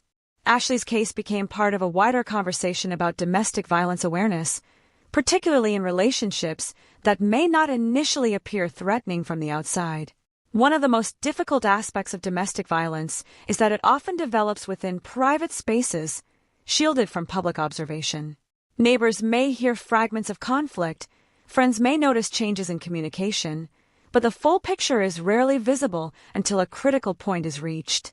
This case reinforced the importance of recognizing early signs of emotional control, escalating conflict, and feelings of unsafety within relationships, even when those relationships are built on long-standing emotional connection. At the same time, it is important to understand that hindsight often creates the illusion of clarity. From the outside, it is easy to identify moments that appear like warning signs. From within the lived experience of a relationship, however, those same moments can feel ambiguous, intermittent, or open to interpretation. Emotional attachment, history, and hope often complicate decision-making in ways that are not easily captured in retrospective analysis. Ashley's situation reflected this complexity, where long-term emotional investment intersected with emerging discomfort in a way that did not produce immediate or simple conclusions. The justice process, while definitive in legal terms, also raises questions about prevention rather than only punishment. Once a case reaches the stage of homicide, the system's role becomes reactive rather than preventive.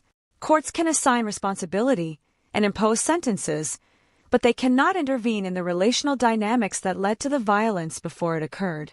This limitation is not unique to this case, but is inherent in how criminal justice systems operate. The deeper challenge lies in identifying risk earlier, particularly in domestic environments where external visibility is limited. For those who follow the case publicly, there was a strong emotional response to the contrast between Ashley's age, her circumstances, and the severity of what happened to her. 19 years old represents a stage of life associated with transition, possibility, and exploration. In this case, that stage intersected with a relationship that had already spanned several years and geographical boundaries, culminating in a decision that carried profound consequences. The emotional resonance of this contrast contributed to the widespread attention the case received. Within the broader societal context, the case also reflects the evolving nature of relationships in a digital age. Long-distance relationships supported by constant communication can create a sense of closeness that feels as real as physical proximity. However, the transition from digital connection to physical cohabitation introduces variables that cannot be fully anticipated through online interaction alone. Personality dynamics, emotional regulation, and conflict resolution all manifest differently in shared physical space than they do through mediated communication. As the case receded from active legal proceedings, what remained was not only the memory of the event itself, but the ongoing impact on those directly affected. For Ashley's family, life continues in the absence of her presence, shaped by memory and grief rather than closure. For investigators and legal professionals involved, the case becomes part of a larger pattern of domestic homicide cases that inform future understanding and training. For the public, it becomes a reference point in discussions about relationships, safety, and awareness. There is no single interpretation that fully contains the meaning of what happened in Chelmsford. Legally, it is a concluded case with a defined outcome. Emotionally, it is an unresolved absence. Socially, it is a reminder of the fragile boundary between trust and vulnerability in intimate relationships. And humanly, it is the story of a young woman who left her home believing she was stepping into a shared future, only to find that the reality she entered would end her life far too soon.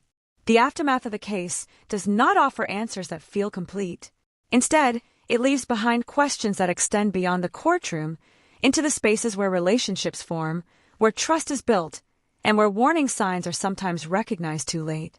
When a case like this reaches its final legal conclusion, there is a tendency for the public mind to search for a sense of completion, as if a sentence handed down in court could also bring emotional resolution to everything that came before it. But the story of Ashley Wadsworth resists that kind of closure. What remains after the investigation, after the trial, after the formal declaration of guilt and sentencing, is not an ending that feels complete, but a quiet and persistent absence that continues to echo far beyond the courtroom walls. It is the absence of a 19-year-old life that once held ordinary plans, private hopes, and a future that was still unfolding in ways she could not yet fully know. Ashley's story is often discussed in the context of domestic violence, but it is also a story about trust formed across distance, about how emotional connection can develop in spaces that are both deeply intimate and structurally limited at the same time.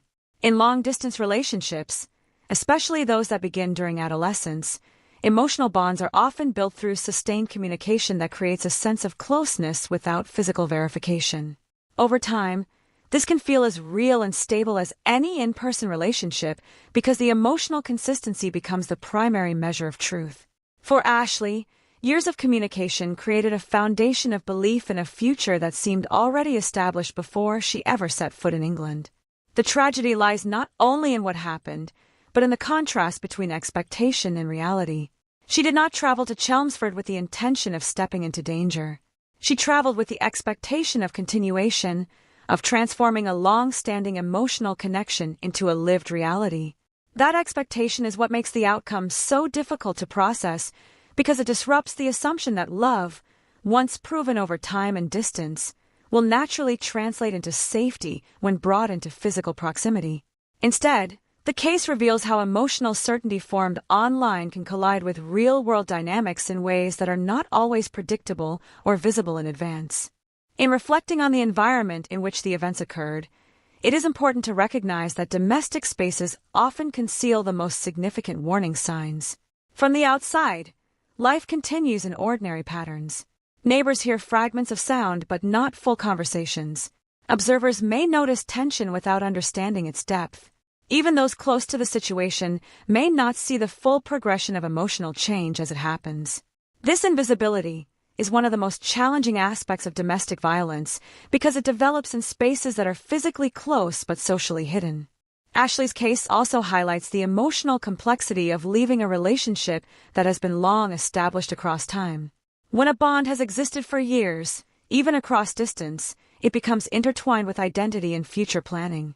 The decision to leave is not simply a practical one, but an emotional rupture that involves reevaluating not only the present situation, but also the entire narrative that has been built over time. This is why moments of realization in such relationships are often gradual rather than immediate, marked by internal conflict rather than sudden clarity. The legal system, by its nature, operates after events have already occurred. It can assign responsibility, establish facts, and impose consequences, but it cannot intervene in the earlier emotional conditions that allow those events to unfold. In Ashley's case, the courtroom was able to define what happened in legal terms, but it could not reconstruct the lived emotional experience that led to that final moment inside the apartment. That gap between legal definition and human experience is where much of the complexity of this case resides. For her family, the aftermath is not defined by legal closure but by ongoing absence. The return of personal belongings, the formal acknowledgments, the procedural communications between countries, all of these are administrative steps that attempt to structure something that is fundamentally unstructured grief. There is no procedural equivalent for the loss of a child, no legal framework that can translate absence into resolution. What remains is memory and the continuous process of adjusting to a reality that no longer includes the person who was lost.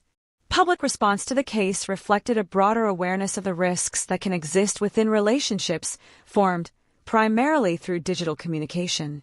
While technology enables connection across distance, it also creates environments where emotional intimacy can develop without full exposure to the complexities of daily shared life. The transition from online communication to cohabitation is often treated as a natural progression in relationships, but cases like this demonstrate how that transition can also introduce unexpected emotional and relational pressures. At the same time, it is important not to reduce Ashley's story to a cautionary label. She was not defined by the circumstances of her death, but by the life she lived before it. She was a young woman who made a decision based on trust, connection, and belief in a future she thought was shared. That decision, while it ended in tragedy, was rooted in the same human desire for closeness and meaning that shapes relationships everywhere. To understand her story fully is to hold both truths at once, the vulnerability that existed within the situation and the sincerity of the intention behind her choices. The finality of the court's decision marks the end of legal proceedings, but not the end of reflection. Cases like this continue to exist in public memory because they raise questions that extend beyond the specific individuals involved. They invite consideration of how relationships form in the digital age, how emotional dependency develops, how isolation can shape decision-making, and how warning signs can be recognized earlier. These are not questions with simple answers, but they are necessary ones. In the end, the story of Ashley Wadsworth is not only about how her life ended, but about how it began, how it moved across borders, and how it was shaped by belief and connection. It is a reminder that behind every case file, every courtroom transcript, every headline, there is a human life that once existed outside of those definitions. A life that cannot be fully captured by legal language or investigative summaries. What remains is a responsibility to remember her not only as a name in a case, but as a person whose story reflects both the beauty and fragility of human connection in a world where distance is no longer a barrier to intimacy, but where emotional safety still depends on far more than proximity alone. In closing the narrative of this case, there is an unavoidable tension between what the law can define and what human experience can truly comprehend. The formal structure of justice has already spoken.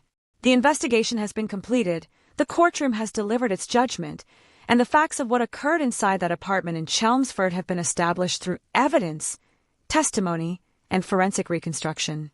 Yet even with all of that in place, the story of Ashley Wadsworth does not settle into something that feels finished. It remains present, not as an open case file, but as a human absence that continues to echo in the spaces she once occupied and in the lives of those who knew her. Ashley's life cannot be reduced to the final moments that defined her death. Before she became part of a criminal investigation, she was a young woman shaped by ordinary experiences that carried their own quiet significance. She grew up in Canada, in an environment where familiarity and distance from danger often create a sense of emotional safety that is only fully recognized in hindsight. Like many people her age, she navigated relationships, hopes, and future planning with a belief that emotional connection, once established and sustained, would naturally lead toward stability. That belief is not unusual. It is, in many ways, a fundamental part of how people form bonds with one another. The relationship that ultimately brought her to England did not begin with visible warning signs or immediate instability. It developed over time, across years of communication that created a sense of continuity and emotional investment. In that space, love was not defined by physical presence but by consistency of interaction, shared experience through conversation, and the gradual construction of trust. When that kind of bond extends over a long period, it can become deeply integrated into a person's sense of identity and future direction. Decisions made within that framework often feel less like risk and more like fulfillment of something already established. The move from Canada to England represented a turning point that was both geographical and emotional. It marked the transition from imagined proximity to physical reality, from distance-based connection to shared daily life. This transition is often where relationships reveal complexities that were previously hidden by separation. Living together removes the buffer of distance and introduces continuous interaction, where emotional responses are no longer delayed or softened but immediate and unfiltered. In such environments, small tensions can accumulate more quickly, and emotional regulation becomes more critical to maintaining stability. What unfolded inside the apartment in Chelmsford was not the result of a single moment in isolation, but the culmination of a process that developed within that shared space. The details of the final incident are documented in forensic and legal records, but beyond those facts lies a broader pattern of relational strain, emotional volatility, and escalating conflict. These patterns are often difficult to recognize in real time, especially for individuals who are emotionally invested in the relationship and do not yet have external distance from it. One of the most difficult aspects of domestic tragedy is that it often occurs within environments that appear ordinary from the outside. There is no external architecture that signals what is happening inside.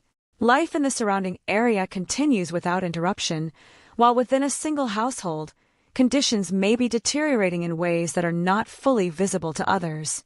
This separation between external normality and internal crisis is one of the reasons such cases are so difficult to predict and prevent.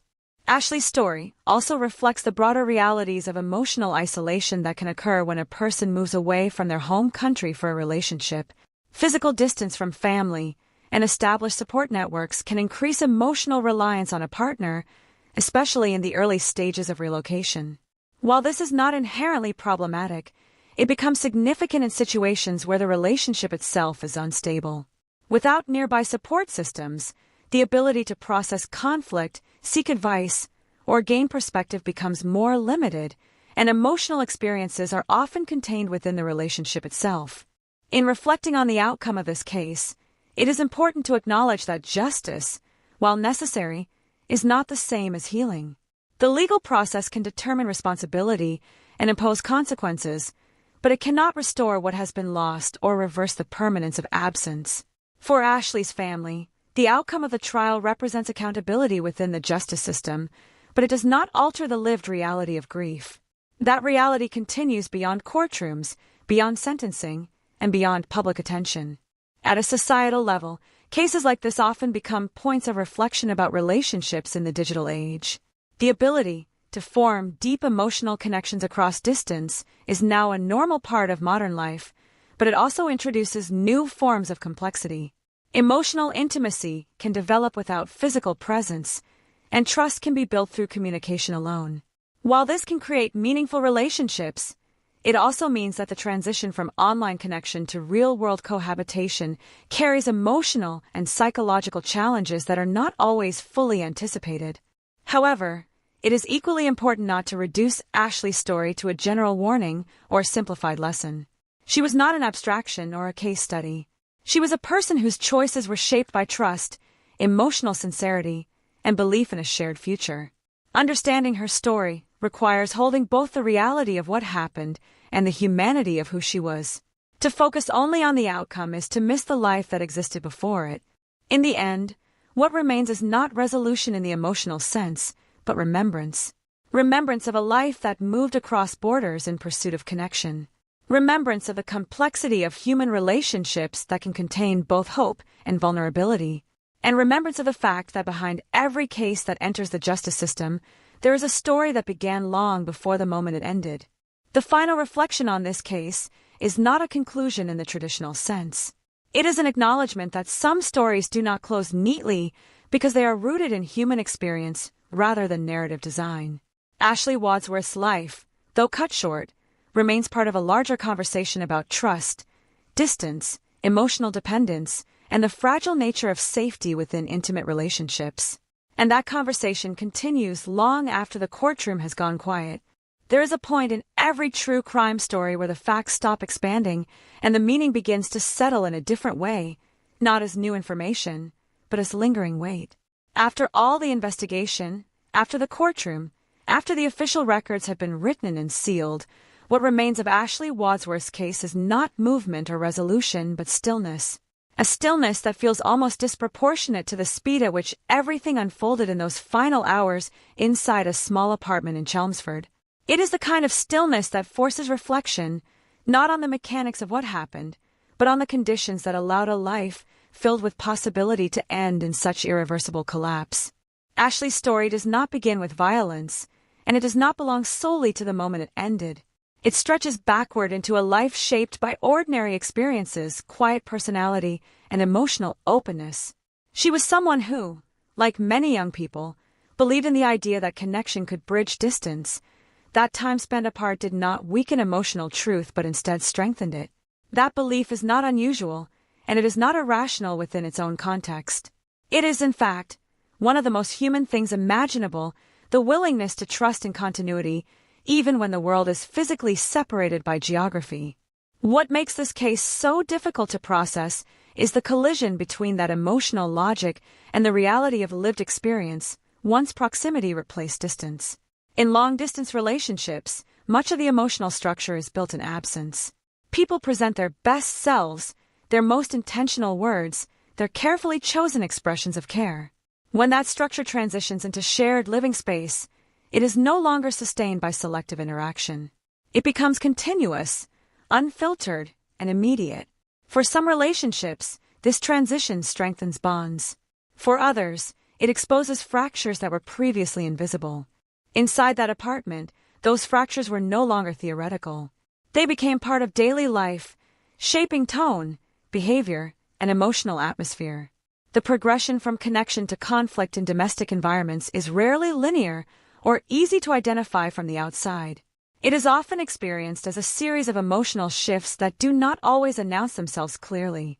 A conversation that feels normal one day may feel heavier the next. A disagreement that seems manageable at one point may become more significant over time. These accumulations matter because they define the emotional landscape long before any physical escalation occurs. Ashley's decision to leave Canada was rooted in belief, not in fear. That distinction is important because it frames her story not as one of recklessness, but as one of trust placed in a relationship that had existed for years across distance. When someone makes the decision to relocate internationally for love, they are not simply changing location. They are reorganizing their entire support structure, their daily environment, and their sense of stability.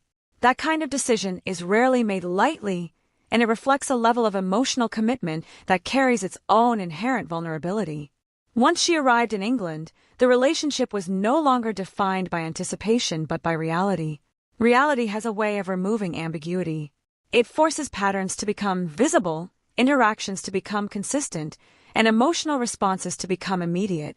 In that environment, any instability within the relationship becomes harder to avoid or reframe. There is no distance to soften conflict, no delay to allow emotions to settle before the next interaction occurs. Everything is present, continuous, and unavoidable. The tragedy of Ashley Wadsworth's case lies not only in the violence that ultimately ended her life, but in the fact that the environment in which it occurred was one that had already become emotionally unstable before it reached its final point. By the time the incident unfolded, the conditions inside that space had already shifted away from the initial promise that brought her there. What remained was a compressed emotional environment where conflict and fear had begun to replace trust and expectation. When examining cases like this, it is tempting to search for a singular explanation, a defining moment, or a clear warning that could have changed the outcome. But domestic tragedies rarely offer that simplicity. They are built from accumulated experiences, emotional patterns, and interpersonal dynamics that develop over time. The absence of a single visible breaking point is part of what makes them so difficult to predict and prevent.